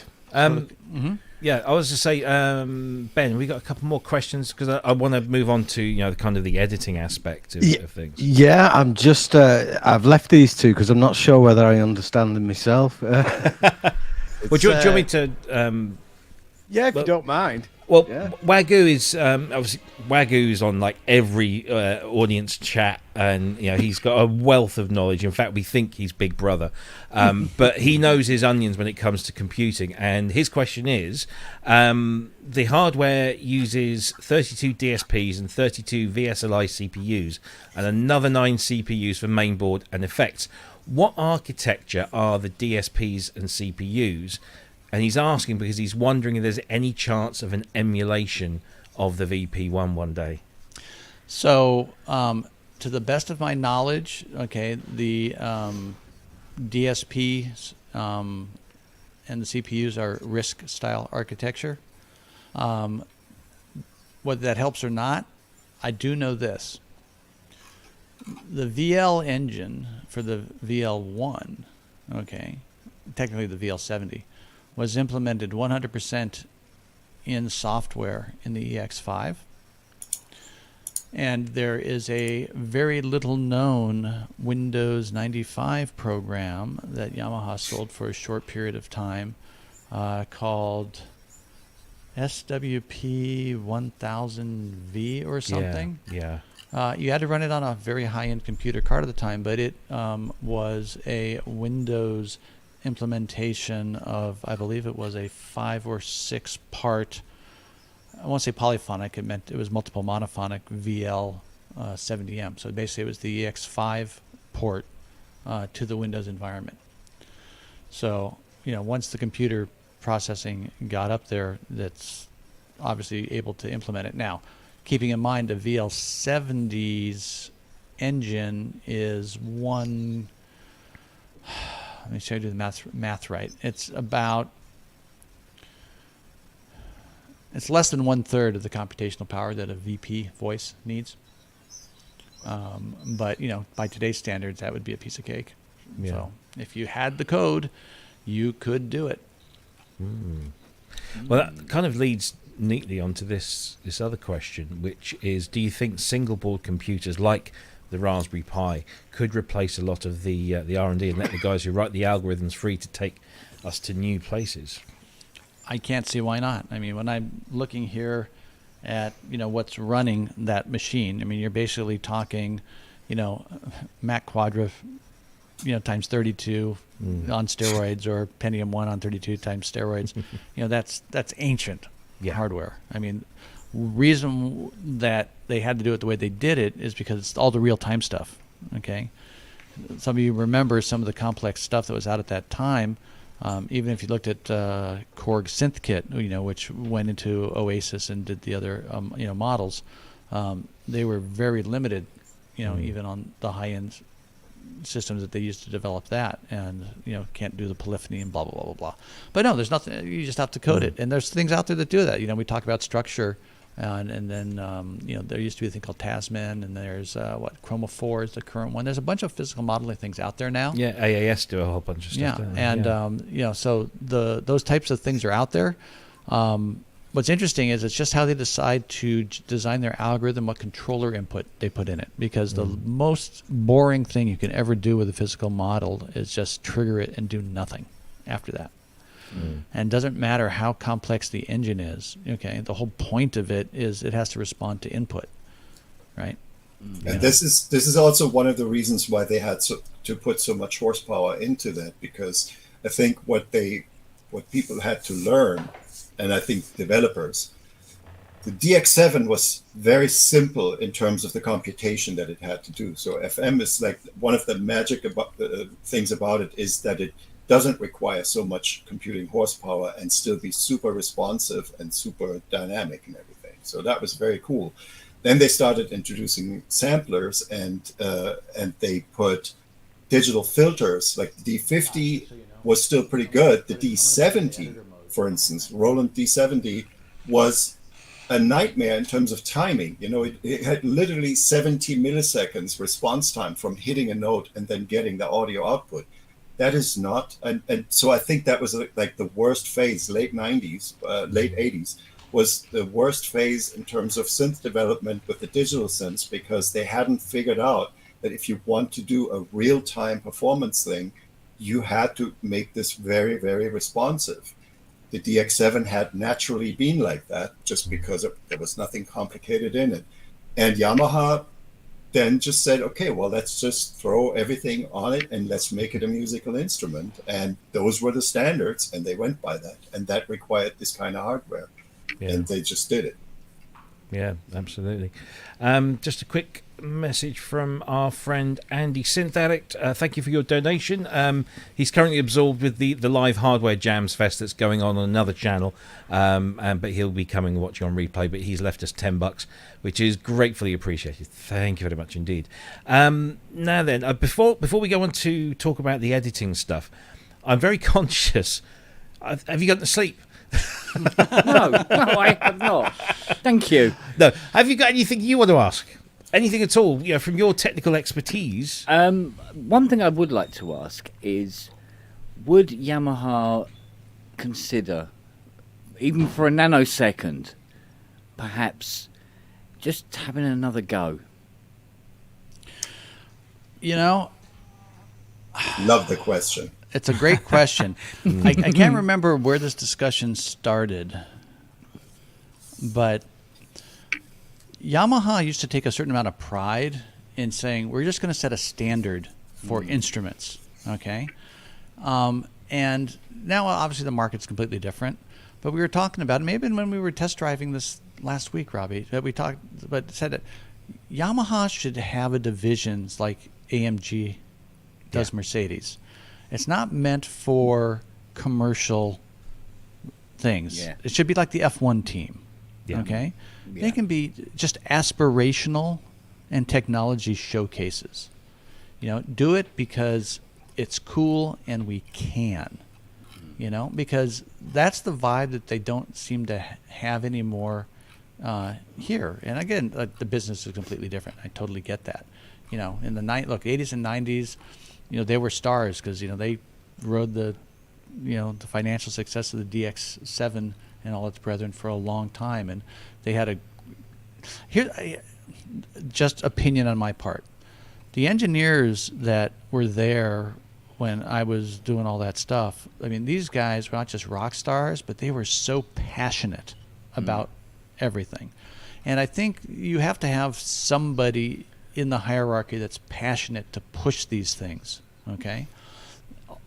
Most of those guys have moved up into echelons and retired. Unfortunately, a few of them have passed away, like Koike-san did just recently. Yeah. And so I don't know anymore if the company is the same to have that passion. But, how many levels of Yamaha pianos can you buy, right? You know, you can buy an entry-level one, and you can buy a CFX. Yeah. Okay, and they're not for the same, people. And the Yamaha basic piano sounds still pretty good, but yeah, it's a little too bright. The tone's okay, but man, a CFX, ha ha ha ha ha. Yeah. Exactly. And it'd be great if they could envision doing that type of thing again for their synthesizer division, because they have set so many benchmarks in terms of technology and performance in that. Every time I'm asked an opinion, believe me, I freely give it. Yeah. I mean, I say it often on this show that I'm such a Yamaha fan, and so it's so kind of disheartening to see the Yamaha of 2022 that produce, a couple of really great synths in the Montage and the Modi X, and you got the cute little refaces, although I'm not entirely sure if they're still producing those. I think they've stopped some of those, if not all of them. And that's kind of it. And I just wish, Yamaha, come on, you were, for 10, 15 years, you were dropping every few years this, groundbreaking synth technology, whether it was FM, whether it was AWM and AFM, whether it was, VA, and whether it's analog modeling or acoustic modeling, and then all of a sudden it just kind of got boring, and I really wish I wish the phoenix would rise from the flames. Well, it's like when I get asked repeatedly by people about, will Yamaha ever remake the CS80? And the answer is really no, but they don't need to. You can do easily and cheaply what the CS80 can do, in terms of its performance and stuff like that, right? And very, very close to its sound as well too. But that thing, no. Yeah, nothing like it, is there? No. Nothing at all. No, there still isn't, and that's the thing. It's just a weird holistic It's bizarre thing. that they came up with something so incredible sounding and decided not to do it. It's shocking. Yeah. Which means there's still room for it, surely. And if you look at what AAS are doing, and the Swarm instruments, there is a demand for modelling, and a demand for not just modelling violins and natural current instruments, but let's go a little bit left field. Let's go a little bit crazy. Let's take this resonator and match it up with something weird and come out with something that's just never been heard. A lot of what we've heard today. I mean, there's a demand, but who knows? Who knows? So let's get into the editing of this thing, because this is a super powerful machine, as we've discovered. So I'm going to hand back to Manny, and he's going to take us through using the Mac editor. Yes, I am going to see Perform. to what degree I can do this. So just tell us, what is this running on, by the way? Okay. All right. So for the purposes of this, I had to find a Mac that was going to not just run it from an operating system, but it had to be fast enough to get some remote screen sharing so I could feed everything into the video here. So this is running on a 2002 Quicksilver dual gigahertz. It is not officially called the wind tunnel model. The mirrored disk drive door one was, but this thing is, the little hum you hear in the background is that freaking computer.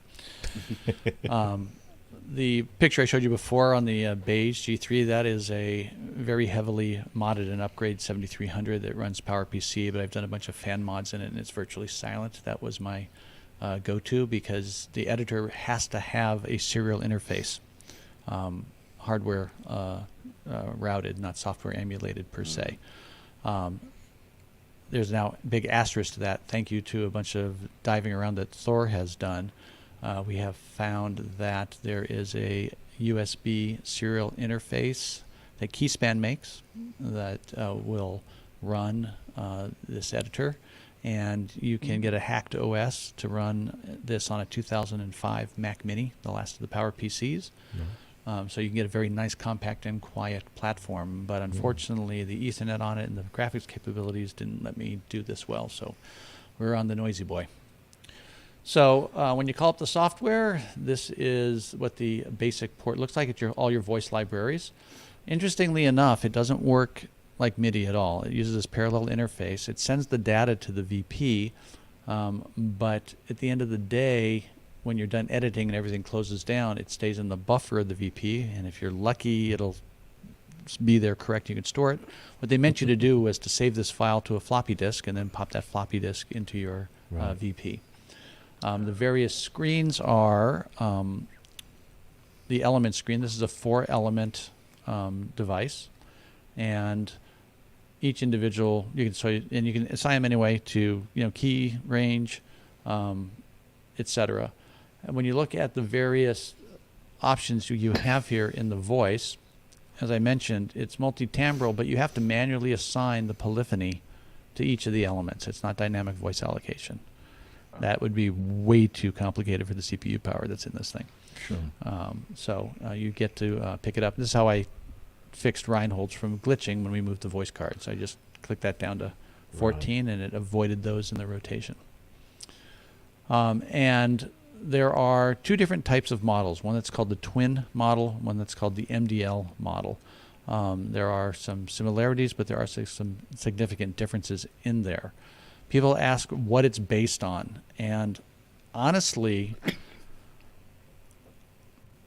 I don't think they went to emulate any particular family of models. In the VL, they specifically went over reed instrument, woodwinds. Okay. Mm-hmm. When you look at this is just an accumulation of a bunch of waveguide loops and filtering and gain controls on how they all interact with one another. So it's literally as general purpose as you could get. And when you think about it, that famous saying makes sense. We don't know what it can do, because it's almost like they built it and they were hoping they would come. Could you explain what a waveguide loop is? Okay, so I'll probably butcher this, but essentially, waveguide was a computational reduction on how to create digital resonating bodies. And essentially what it is, it's a feedback delay line with a filter at the end. When you put energy into it, it sits there and makes a sound until it decays away to nothing. Okay? So as you guys know, if you put feedback up to infinite on a delay pedal and you just hit chunk on your guitar, it sits there and rings. Okay? And that's basically what a Car Plus Strong is. Yeah. Okay. Waveguide is just Stanford's reduction of it that allows you to do that easily in real time. So that's what waveguide is. But when you see the inner stuff in here, you'll basically see it. You can do this in analog. In fact, I believe, was it Dave Bessel does a lot of modeling in analog with some very particular hardware. So, it's not limited to digital stuff. It's just a hell of a lot easier in digital stuff because of stabilities. So I'm going to go ahead and open up. This is the MDL model. And this is arguably the more interesting of the two because of what it does. It has this section A, this section B. There's what they call a pitch and sound and source that goes into that, and then you hear the output. But what's cool about this is that it can feed into this other section. You can run them in parallel and have like 2 oscillators if you want, but you can then cross feed into them. And if you think of each one of these loops does something with the harmonic content and transient of what comes into it, this is where things get interesting. So if you're making synth sounds, it's great because you just have to do it with what sounds cool. If you're trying to do an emulative thing, this is where it gets really bizarre on how do you think, how would I try to make a piano if I'm driving this with a waveform of the harmonics of a piano and make it dynamic? Okay, the reason why you don't have a good piano sound in here is that I have no idea the answer to that question. I don't know if anybody does. So we're going to go to the source page here.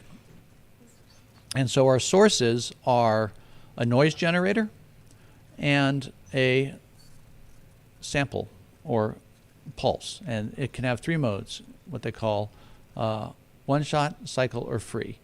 And that just, whether or not it's looped and placed constantly or it's just one off. All right.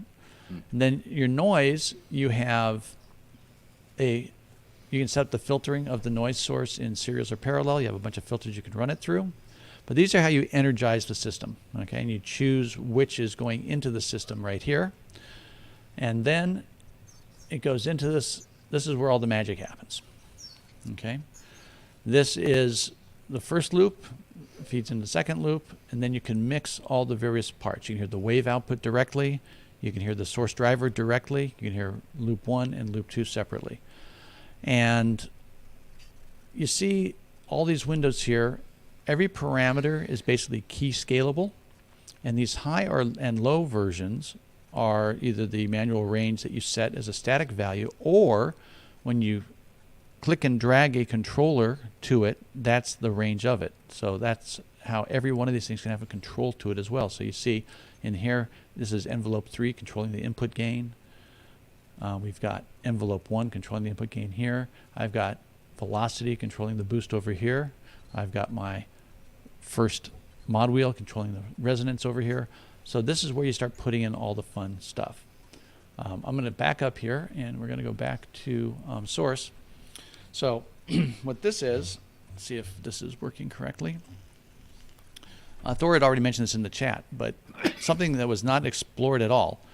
Using the oscillator, these waveforms, and literally the pulse width and wave side parameters, this is a full-blown virtual analog synthesizer. Right. So I set up a quickie patch here just to demonstrate. Let's see if this is going to work. So I just set up a basic pulse width modulation with a little sync on the pedal.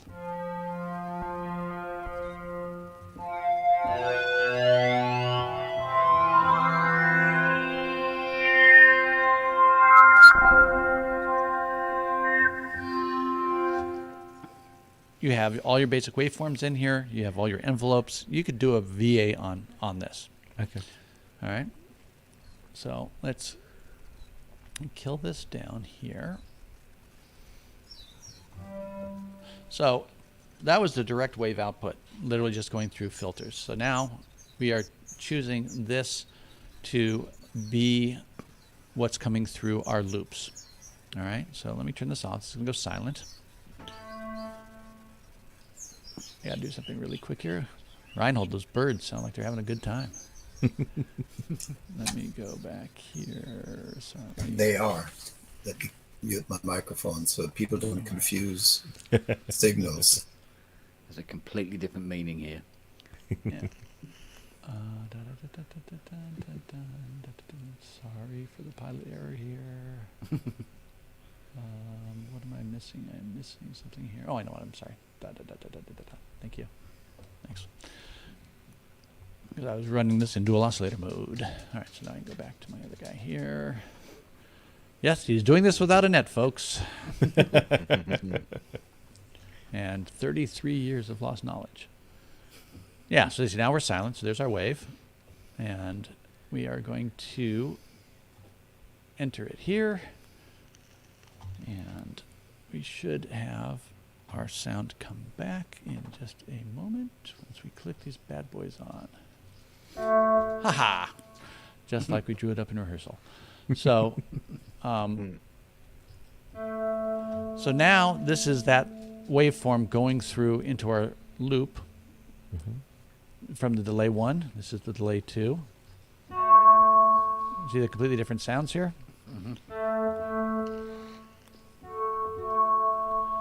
And that's because I've tuned those loops with the filter settings in terms of isolating different harmonics in our original waveform, as well as tweaking that inharmonicity parameter so that it accentuates different parts of it. So I'm going to go ahead and open up the actual loop here. So let's go to just the second one here, and we'll go to our loop. So we're playing with loop 2, and let's talk about that inharmonicity thing that we're talking about. Sorry.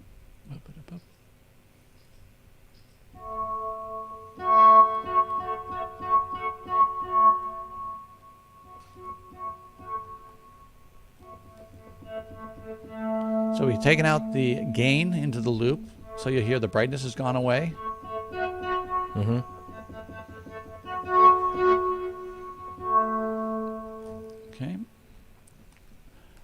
By changing our roll-offs, we can also totally affect the high harmonics in that. And of course, our input gain is envelope controlled right now, but it also changed it. This is a cool parameter, the tap. What it does, this is the point in the delay loop that it feeds back in. So if you think about how your delay time changes, how like the flanging would work, that basically changes that component of it. So you can actually go in real time and cancel out different harmonics and whatnot. So it does a lot of really strange things.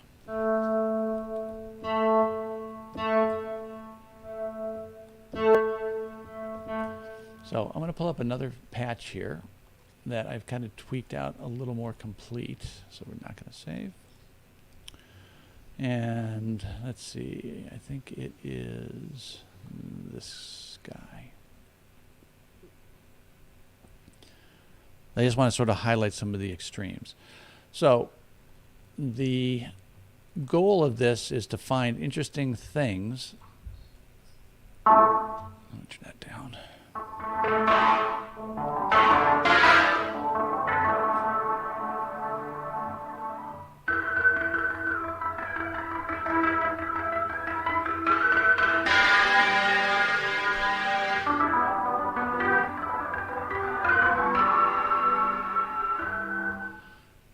So we'll pull this bad boy apart.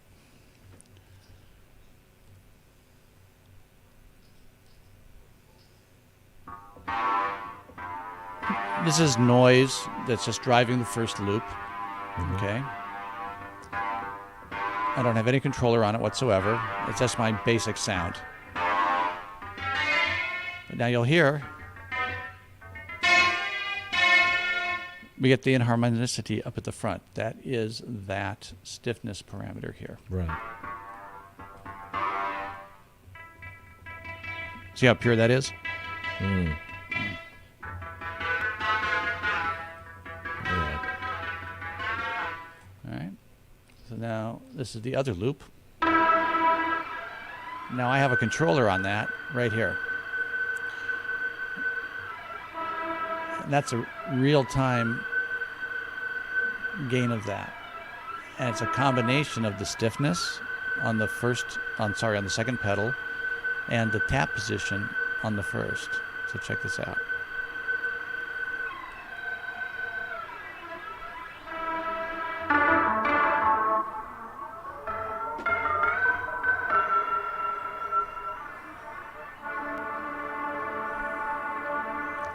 So these are your timbral controllers. So you have to figure out how you're going to build this into something that's cool. Arguably, this is very abstract. I'm just trying to make some direct things in here. So if it looks very kludgy, I apologize.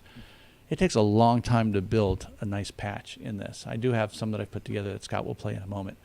But every one of these things will make a difference in the sound. And the key is how you want it to change in real time. Whether you want it to be from velocity, whether you want it with the key position, whether you want it on these controllers to do the scenes, because that's where this gets really cool. So I'm going to show you what really the VP is about.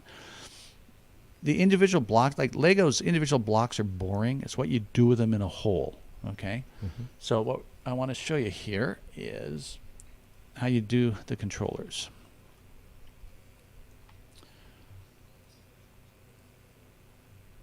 So these are all the controllers that we have.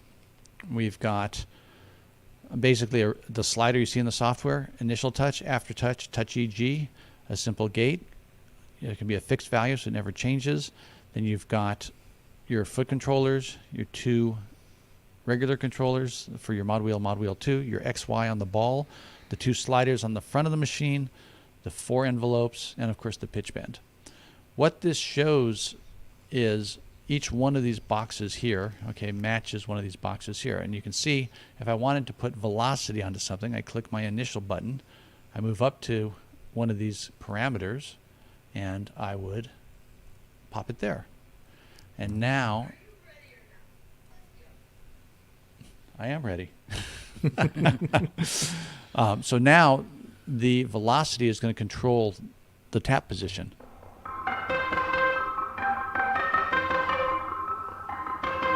So I'm not moving the pedal anymore. That's just on touch. Right. So down low, whatever you call it, it's bass tone. It's at the 50% points. We're going to octave shift between the two. Mm-hmm.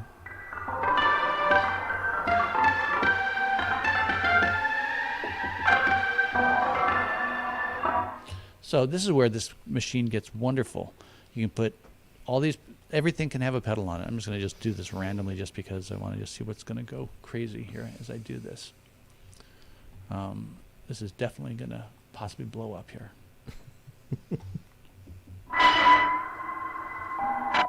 Okay, so this is just these are the scenes. So this is, everything's 0. So since I just did my main cutoff for my final filter, it's totally closed.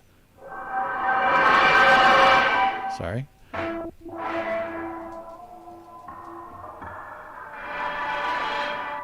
So that's max. 50%. Sorry for the distortion. And then back out. So this is where the magic of this machine happens, which makes it alive, because each one of these things behaves in ways sonically that you're just not used to hearing. Just like FM had a unique tone at the beginning, this has a very unique tone at the beginning. Has a very unique tone that continues in what you never heard in other synthesis systems. So it's really like out of a left field kind of thing here. So let's go to some actual finished voices here. So this is kind of fun. Let me open this guy up.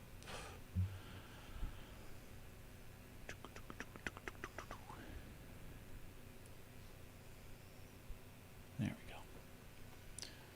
So this is a dual element one where I've taken something that's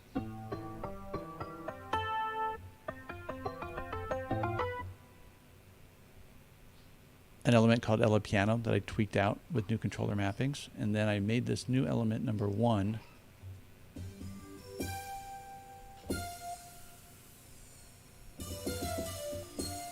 put it together. So this is what we got here.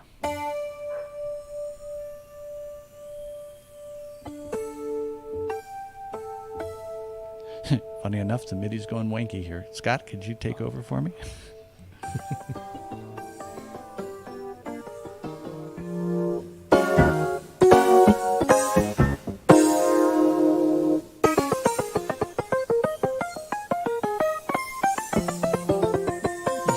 So it's tweaked out to do all those weird high harmonics, bring the noise parts in, change the envelope times, give you all those stuff, along with the velocity dynamics.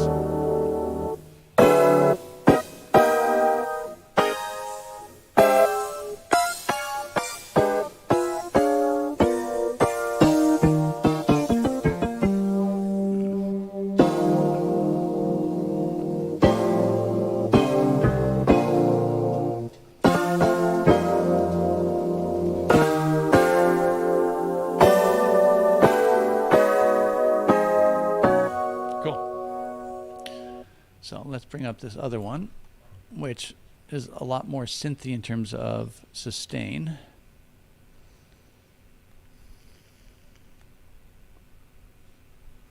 And while Scott's playing, I'm going to actually futz around with it as he's doing it. All right, go ahead. So this has a delayed envelope swell on it when the pedal's in the right position.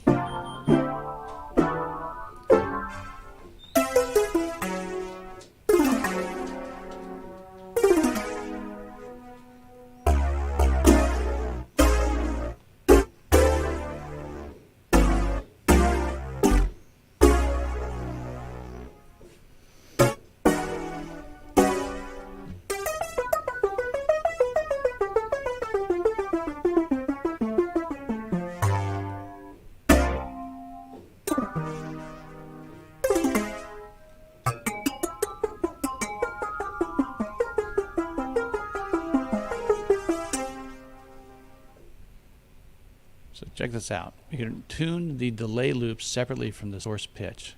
Go ahead.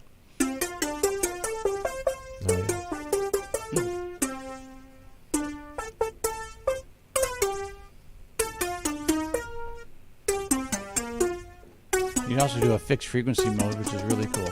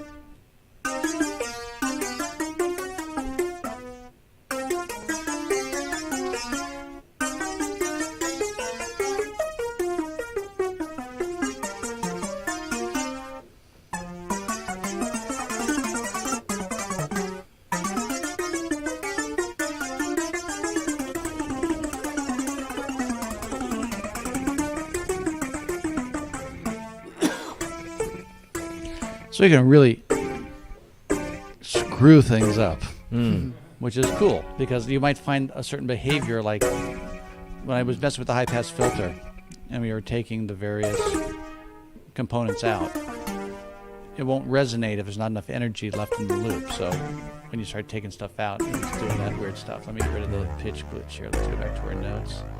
Let's go back to our actual intervals here.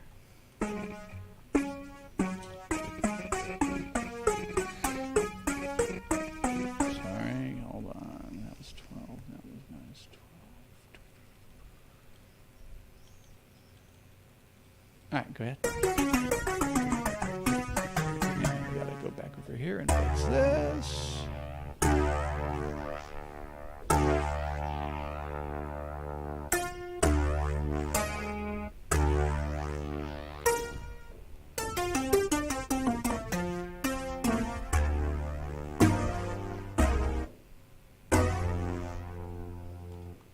Cool.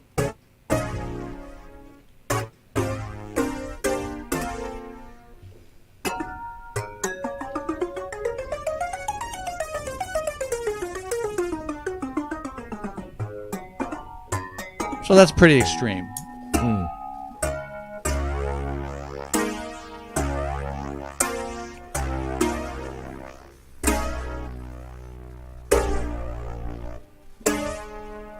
then we'll just go with this one because this is the Bowmorph sound he was playing before that we've just kind of did a little sweetening on.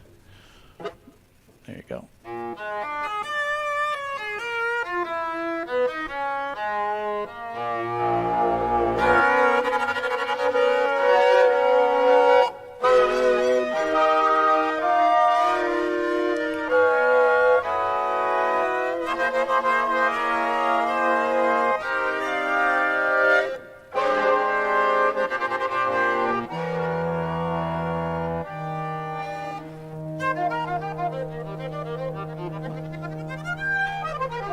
So let's talk about the scenes.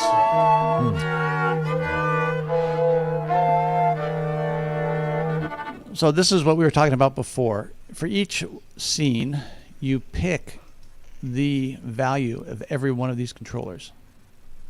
So you've got your two wheels, you've got your two pedals, you've got your two sliders, you've got your XY on the ball, you've got the auxiliary pedal, and you've got your aftertouch, and you've got your pitch bend wheel. This is the touch EG. And so when Ben was asking that question, if you find something that you like, you can go into this from the front panel and put in all your various values for this until you find something you like, and that can be your scene 1. Then your scene 2 is a completely different set of values, and your scene 3 is another completely different set of values.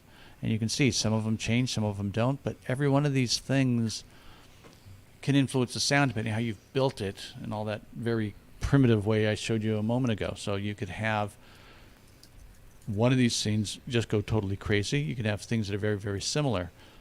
You can't control these 13 of them in real time yourself, right? You can do maybe 2 or 3 of them. So that's the whole point of the scenes, is morphing between the 2 of them. Thanks, Thor, for the BC thing. Thank you. That's this pedal right here. So if you wanted to totally change the behavior, for example, of the top position in scene 3, you bring this down to 0. So now our position will change. So let's say the magic one you like is that one right there.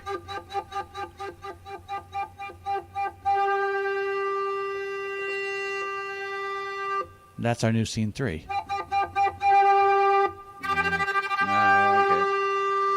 So go to scene 1, and you've got that tremolo going.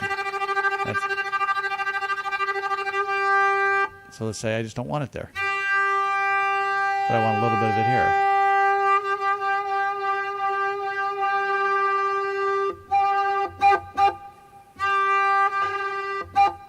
So that's what the power of this, even not being editable, you can put all these various things on where you like them.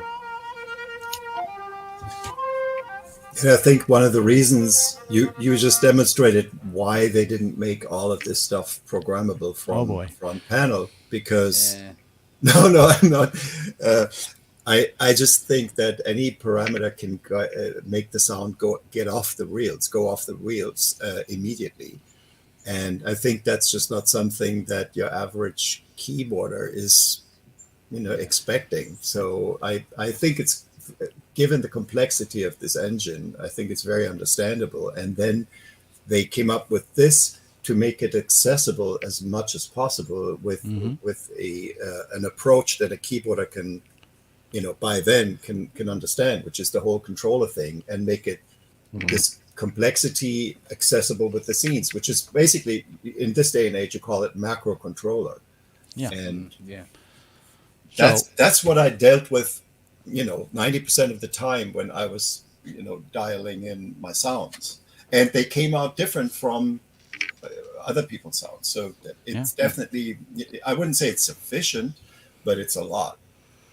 So let's talk another thing about the whole point about this, technology, which is, what I just demonstrated for you is literally when we got these things 35 years ago in Japan, that's what we were going. All right. And we make this into a professional instrument that's going to sound good. Okay. The hours of time it takes to take a very general purpose instrument where you're literally this is like assembly code for sound. Okay. Yeah. It's not like the convenience of an analog oscillator with a couple of filters. Okay. It's just it's so time consuming. So you talk about why haven't they embarked on it? It's like the budget, time, resources, expertise, and programmers to put this stuff through. I mean, it was a joke, but it's true, is that, after we had this system remember, we played with these things for a year before we even voiced them, okay? So there was something we called VL University, that as people would come in, we would sit and we would tutor and mentor the people, because the idiots like me who put 2,000 hours learning how to program a VL1, I know how to get useful stuff out of it, so I'm going to show you that shortcut so you don't have to basically painfully go through what we just went through to figure out, I finally got my string sound, okay, or I finally got my electric piano type sounding sound. This is a bear and a half to do. Now, famous quote, great thing about additive synthesis is that you can control anything you want. The bad news is you have to. It's a Wendy Carlos classic. Yeah. And physical modeling is the same thing. So where you look at SWAM, you look at piano tech, it's kind of interesting. The SWAM stuff's great. You don't access this aspect of it. You only get the controller portions of it. So you can't take your SWAM stuff and take it into Bizarro Zone. You can make, some behavioral and timbral ranges of them. They're timbredly great. They play fantastic. But if you buy the violin or viola, you're getting a violin or viola. Piano tech's a little more interesting. If you buy the top of the line version, you can poke around in more of what's in there, and you can take your plucked string, hammer, excited, resonating body 88 key instrument and get a whole range of timbres out of it. And that's why there's all the various packs that are different types of pianos and harpsichords, cimbalos, and a whole bunch of other keyboard instruments, because the model is more general purpose. and it's cool. It's frustrating.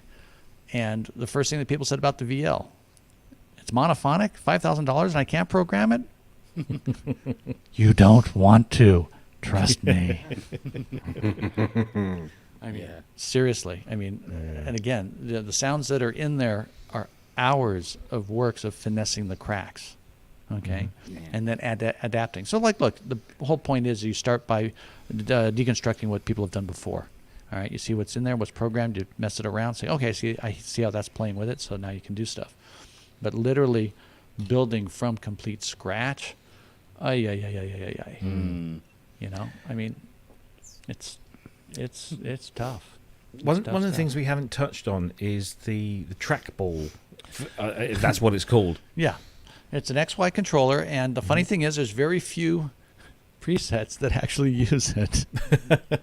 Is that a deliberate thing? Or? It's not. I don't think it's deliberate at all. I just think it's practical. The couple of that Scott and I went through seem to be limited to panning for whatever reason.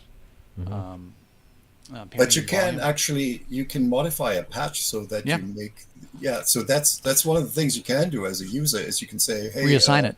I don't want these two things. Instead, I want to have that on the trackball, and I've done that. I've modified a lot of programs so they make the trackball accessible. I just saw one thing in the questions. It was probably more a jokey thing. It was saying, like, they haven't explained the third wheel yet. And the third wheel is for the bipolar people among us. That's true. In that it has, like the pitch wheel, it has a middle raster point where it can rest, and then it can change a parameter into the positive and the negative. And sure, you could do that with the mod wheel, but it doesn't have that point where it rests. So it's like any other of these controllers, and actually I find it amazing that not more machines have that. Now they've come up with the little touch strips, which are also cool, you know, because there are more fingers that you could use. You know, this is actually one thing that is particularly accessible for a skilled synthesis. Like, okay, I have that index finger still free, and I can do something quite drastic on this machine. Exactly. You know, but basically, there's nothing special about the trackball. It's just another controller. Yeah. Right. You know, and it just happens you can do two axes at once with one finger, kind of thing. Yeah. So hopefully I haven't deafened anybody with what we've done. That I think we should segue with Scott's very nice playing on another example of one of our favorite sounds here, and get us to end here. Yeah.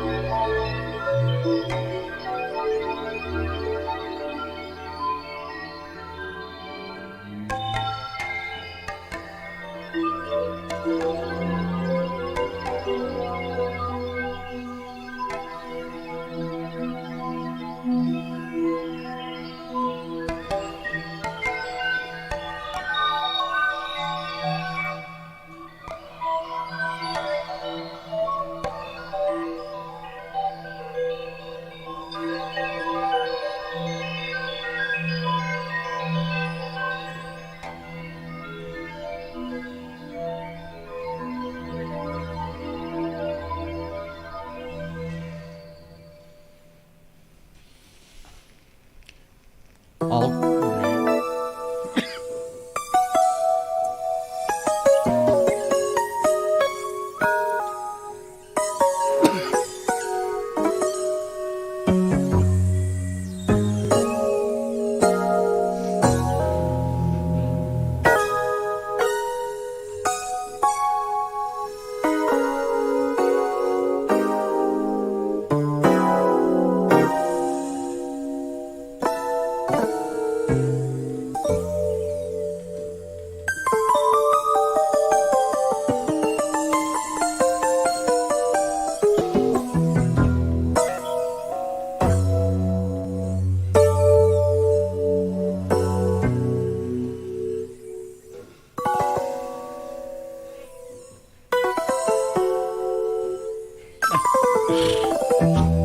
Too funny, Wagyu.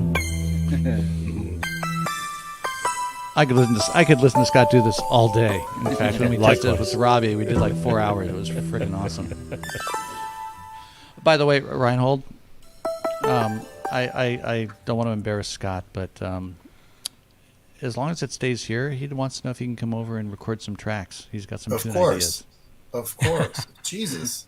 I just wanted to say one other thing. What the Yamaha engineers threw in is 4 extra stereo outputs. There's a main stereo output for all the 16 voices, but you can also allocate any element. So there are 4 elements that you can layer that reduce the polyphony. So if you have all 4 elements layered on top of each other, it's just 4-voice polyphonic. But I mean, there's a lot of power going on. I mean, you could basically play really nice, single note sounds, and then you can route them out of 4 individual stereo outputs with reverbs and all of that on all of those outputs into Dolby Atmos. And I think it's probably the synth with the most outputs right now that all of a sudden I have the feeling the VP fits into the time again. Because of that luxury, right? Wow. They were like, oh, we have so much DSP in there. What's a few more DA converters, right? Yeah. So actually, I've done a lot of quad. I've done a lot of quad because I've had a 5.1 system for 20 years now. And that was one of the coolest things about the VP, that I could just play it 8-voice polyphonic in quad. So I didn't have a chance to show that in the editor, but you saw that DSP board on the inside has all those chips on it. So each voice has up to 4 elements. There is a voice global effect, okay? But in each element, all right, each of those 2 components in the element each have their own multi-effect. And basically it's an SPX 990, so they're very much the SY99 type effects. So there are a number of combination ones. So there's flange with reverb, chorus with reverb, good reverb, blah blah blah. So when you route them out that way, there's enough DSP that you're not sharing across those elements out the externals. And then there is the one master one on there. I do want to tell everybody, and again, give a big shout out to Thor, who's got the ultimate fan site for this, and his description of the editor itself. He's really broken it down exquisitely thoroughly. And so if you want more details on it, it's got a lot of screen caps, goes into a lot of the parameters. So if you just want to read it and see what it actually looks like, he's got a fantastic download available on his site, so do check that out. Yeah, I was going to give Thor a mention a little bit later, but we might as well do it now. So javelinart.com is Thor's website, and if you are into anything to do with VLs, VPs, FS1Rs, I've been a big fan of this site for a while because it's given me lots of great information, and it's well worth it. And you can download Thor's guide. Even if you're, well, obviously none of us here, apart from the lucky 1 or 2, have got a VP1, but you can download that and really kind of, get into the understanding of the editor and how it works. And Thor's gathered up a whole bunch of really, really interesting, useful information about the history of the machine. And of course, he's showing the machine that he was very lucky to acquire, which was this, the Japanese University barn find, which was just remarkable. I just remember seeing that when it came up on the Yamaha forums, and it was like, No, I'm sorry, I don't have pockets that deep, but I wish I did. So, Thor, if you ever do write your will, I can give you my name and address after the show. There was a couple of questions that thank you, Ben, for bringing these up. Actually, do you want to do them? Yeah.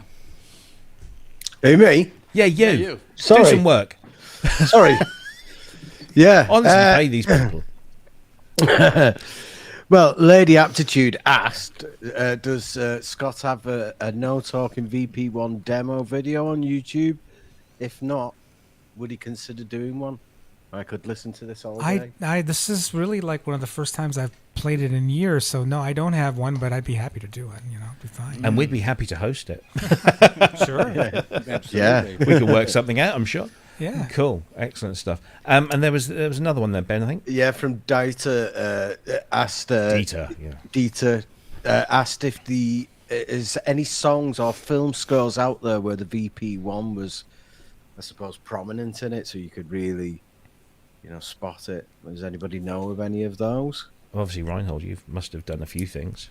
Well, again, we did this network TV show for CBS called Without a Trace. That was 20 years ago, and we did the main title. And it's a 30-second piece of music because this was the period where they started the penny pinchers came in and said, hey, our composer's getting more money for the main title, let's make them shorter. So this was still very generous by today's standards, where there is either nothing or 5 seconds. So if you find that somewhere, then you will hear what the VP does. If you listen to it to the 30 seconds, you will immediately know one of the things in there is the VP1. The other thing, and I don't know how prominent it ended up in the mix because it was such a chaotic sort of EDM hardcore piece, was a source piece for the Matrix 3, Matrix Revolutions, which I did with my friends Tom Tikva and Johnny Klimek, and I think the VP is in that as well. I haven't listened to it in many, many years. That should be on the soundtrack album of The Matrix 3. It's called Hell Club because it plays in that scene. It's basically a source piece that was specifically written for the film. Was that the music in the infamous orgy scene? The disco orgy scene that got the panned disco, yes. on that? Yeah. Yes. Yeah. I used it on a couple of tunes on a couple of my records as well. Yeah. I have a record called Near Life Experience, and it's on this tune called Baba Musa, and it's on my record Kinesthetics. Here and there, I don't remember exactly where I used it, actually, but yeah, it's in. So if Manny has the time and you can record there, do as much as you can. My studio is going to be ready by the end of the year, and then also, if you ever want to come and record it, come over and let's do it. Yeah. Oh, I'd love to. Yeah, that'd be fantastic. Of course. Where do you? It's on the big island of Hawaii. Yeah. You won't regret it. No. I've only been once, but I'm ready to go back for sure. I don't think there's a bus route around here that does that. No. No. 41 used to go there. We'll all turn up. We'll all turn up at It Reinhold's was front door. 41A, wasn't it, Kent? Yeah, I think so. Yeah. So, But they're Reinhold, putting that low bridge. when you eventually get this back, is it your he's not intention getting to it use back. this? Yeah, I'm afraid I might not. If you're physically attached to it. Okay, What, so your CS80 hopefully, was 2 years? Your CS80 was how long? yeah. I bet we can. The 2 years are now over, but it's been only going for like 1 year, right? It's been ready for about a year. Is it your intention to really use this a lot in your work? Yeah. Yes, I actually think that now is the time with Dolby Atmos. Yeah, there's nothing else sure. out there really. Yeah, absolutely. Do you have an Atmos set up currently? No, I will. I still have my 5.1 here, but I will extend that into an Atmos in my new room. Awesome. And I don't think I would put an element in the top, but you have 3 stereos, so it's definitely there's going to be something that comes out of it. I don't think it's that's the core of it, but I really do think when you listen to Scott playing and you're like, the behavior of this thing is just so different. Yeah. Anybody will notice if you, but it's a thing that almost shines the most when it's like the prominent element and not much else is going on. So you That's can true. hear the subtle differences. You know, so it's maybe also why it didn't really take on as much is that it, it's not an ensemble instrument. That's a good point. Yeah. Yeah. That's a good point, because in a mix, it could definitely, get lost. I mean, It can get lost easily because of the fluffiness. There's a general fluffiness to a lot of the timbres. And I think that was actually Hans Zimmer's reaction when he first tried it. And unfortunately, I wasn't there because I lived in Santa Barbara at the time and I was late for the presentation and got to the room when he had already left. And the only thing I heard was everybody was saying, he just played a little bit and said, I don't know, I prefer a Minimo. And that's, of course, it's a typical Hans thing to say. But, of course, it could also have had devastating consequences for the machine, right? Yeah. In that, and he's right, because, of course, a Minimo as a bass in a film score, there's going to be a big orchestra. The Minimo will still very much be palpable. And the VP might completely drown in everything else. Well, that's what I heard when I went to try this VPX for the first time, and I know that some other keyboard players had come in to play it, and I was completely stunned by this, and I loved it, and I was thinking that that's what everybody's reaction was, but then I realized that actually a lot of the guys didn't like it. Yeah, it's funny. I won't name names, but I was on those. They're down there for 2 days on that, and 80+% of the reactions were, why do I want this? That's bizarre. And it's funny. It all depends on that initial impact. Now, in its defense, it was stripped down without all the controller stuff in front of you, okay? And it was much more difficult to get that dynamicism out of it. Yeah, I think they just had like a mod wheel. That was about it. Yeah. It was driven from a modified CS1X case. Mm-hmm. Wow. Which is weird, Two but it was doing the scene controller, I suppose. So you had some control. Yeah, but a lot of it was, it played. It's like you go up to. Everybody was up to a keyboard. They play 5 patches. If it doesn't strike them, this keyboard sucks. Yeah, that's true. Yeah. Patch 7's where the magic is. Yeah, right. They didn't make it. Yeah, I mean that was one of the downfalls of the Elisis Fusion was that its first 10 patches were pianos. So you go into the store, you go patch 1, that's a nice piano. Patch 2, not so bad piano. Patch 3, it's a bit like the other piano. Yeah, and there was no way you had to really dig in, and because the interface on the Fusion was so kind of unique, nobody can't be bothered. Let's move on to, I don't know, whatever Roland or Yamaha, their workstations at the time. Oh my God, that first patch is going to go blows your mind. So it's a very true thing. Very true. The closest that the VP has to that is the famous Noisy King demo. Yes, and of course you can see all of those demos on your channel, right? Yes, you can. I'll have to refilm them with the new version of the instrument because that has the old bad display. So let's just do that. So where are we? So Manny's channel, which I will also put as a clickable link down below. I think it's there already. So it's youtube.com/c/Dr. Synth, and there's a playlist there of the 10, I believe, VP1 built-in demos, which will give you a really nice idea of the sounds. If you want to find out more about Reinhold, of course, reinholdheil.com. There it is. It's still going, and then Scott has his own website, scottkinseymusic.com. You can find out more about Scott and his work there. I do have to explain that I kind of got very excited. Maybe I jinxed it a few days ago. I said we might have a very special extra guest coming on. That was going to be Dave Polish, but unfortunately he's gigging away and he's had a really bad internet connection, so I kind of jinxed that one. I'm sorry, but I did prepare a link for him, so if you want to find out about Dave Polish, he's an incredibly interesting guy, still working in the business and has worked with some of the biggest names. I mean, Bonnie Raitt, Fleetwood Mac, Michael Jackson, the list goes on, and he's there's lots of patches floating around in the Yamaha world that have got his fingerprints all over them. Yeah, Dave does a lot for Cherry Audio now too. Yes, indeed, yes, who are good friends of the show. And finally, must give a big shout out again to Thor and his website, javelinart.com. That's the specific VP1 page, but there's loads of great stuff on there. Loads of patch demos as well of the VP1, and of course Thor's editor guide, which is very extensive. Lots of great. It's where I've got pretty much most of my knowledge and information about the VP1 from, as well as discussing it with Manny.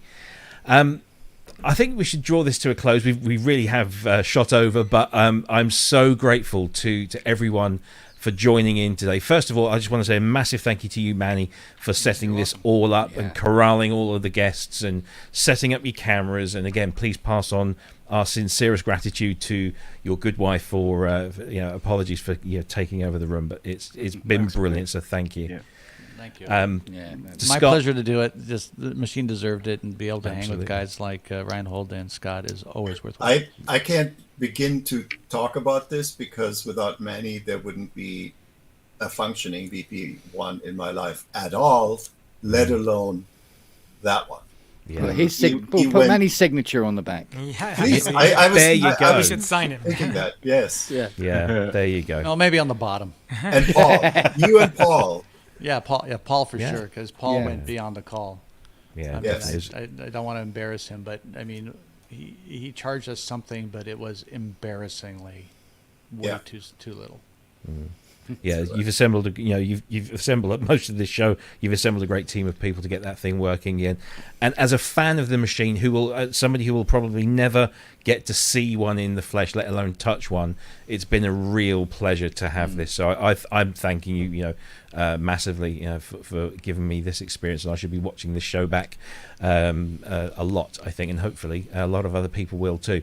Scott, thank you, sir. It's a pleasure to meet you, and it was a pleasure to hear you play this wonderful thing. Oh, it's my pleasure. Completely. And maybe you'd like to come back on the show in your own right one day, and we Oh, can of have a chat course. about you and your career and everything else. Sure, anytime. Fantastic. And of course, to Reinhold, thank you so much for allowing this to happen and for joining us and giving us all your experience. And again, we'd love to have you on the show in your own right at some point, so maybe we can Yeah, set if that up. Once I have the setup in my new studio, I'll be Yeah. very happy Oh, yeah. to do that. That'd be Yeah. fantastic. And That'd be awesome. if you want to travel halfway around the world, obviously, give me a Love to. give me a shot. Love to. Yeah, fantastic. There's a very nice Hey. hillside view of the Bay of Kona. It's very nice. Yeah, I've thank you. never been, so yeah, it would be amazing, absolutely amazing. And of course, to my two co-hosts either side of me here, gracing me, I'm a rose between two bigger roses.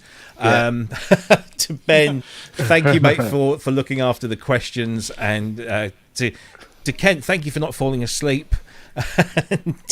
Ants kept poking me in the back. Oh as yes, of usual. course, yeah, we have hands in the back. I am remembering now that I think back in the heyday before they broke up, the Spongles did use a VP1.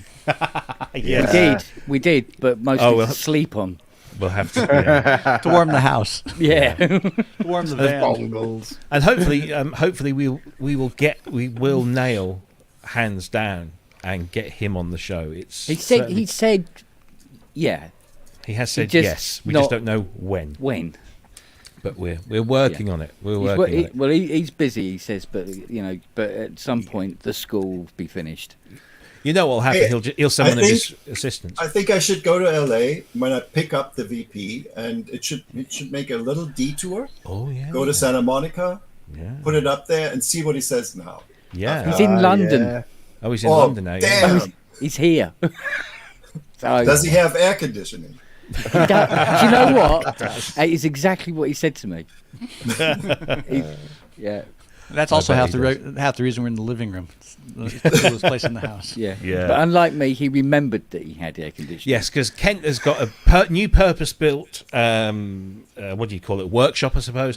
Yes. And it's fantastic, and it's got air conditioning built in. And on the first of the two hottest days of the year we've ever had in this country, Kent's in there and gets to the end of the day and wonder why he's sweating like a pig, and he's forgotten he's got air conditioning.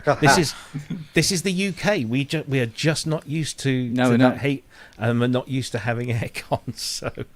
Anyway, thank you ever so much, one and all. It's been an absolute pleasure. I've really, really enjoyed this. And I hope everybody that's been watching, whether you're watching live or on catch-up, I hope that this has been a fabulous insight into what is one of the most unique and most rare instruments that Yamaha have ever made. And that, certainly in the synthesizer world is just beyond parallel. It's amazing. Let me just remind you, we have got some guests coming up on the show. We've got Mel Wesson, of course, colleague of Hans Zimmer and a musician in his own right, one quarter of Node. He's coming back on the show August 12th. Dina Perlman, we've had to move her from next week into August, logistical issues clashing and stuff, but she will be on the show August 19th, telling us more about the Alan R. Perlman Foundation. We've got Ben Jedwards coming on the show August 26th. If you haven't already subscribed to his YouTube channel, which is Zach Dagobah, his brilliant meme tune TV program, which is like 30-40 minutes of sheer synth geekiness, is up there. The 4th episode went up at the weekend. It's brilliant. Go and watch it. We've also got Jem Godfrey coming up in September as well, and hopefully a few more names to be announced very, very soon. But until then, gentlemen, one and all, thank you so much for your time, for your knowledge, for your generosity. It's hugely appreciated. I'm sure everyone in the chat would agree. It's been a fantastic show, and it's all been down to you guys. Thank you so much. We'll be back same time, same place next week, and have a fantastic weekend wherever you are. Stay cool, and just have fun and enjoy your synthesis. Until then, take care, everyone. See you soon. Bye-bye. Bye. Yeah.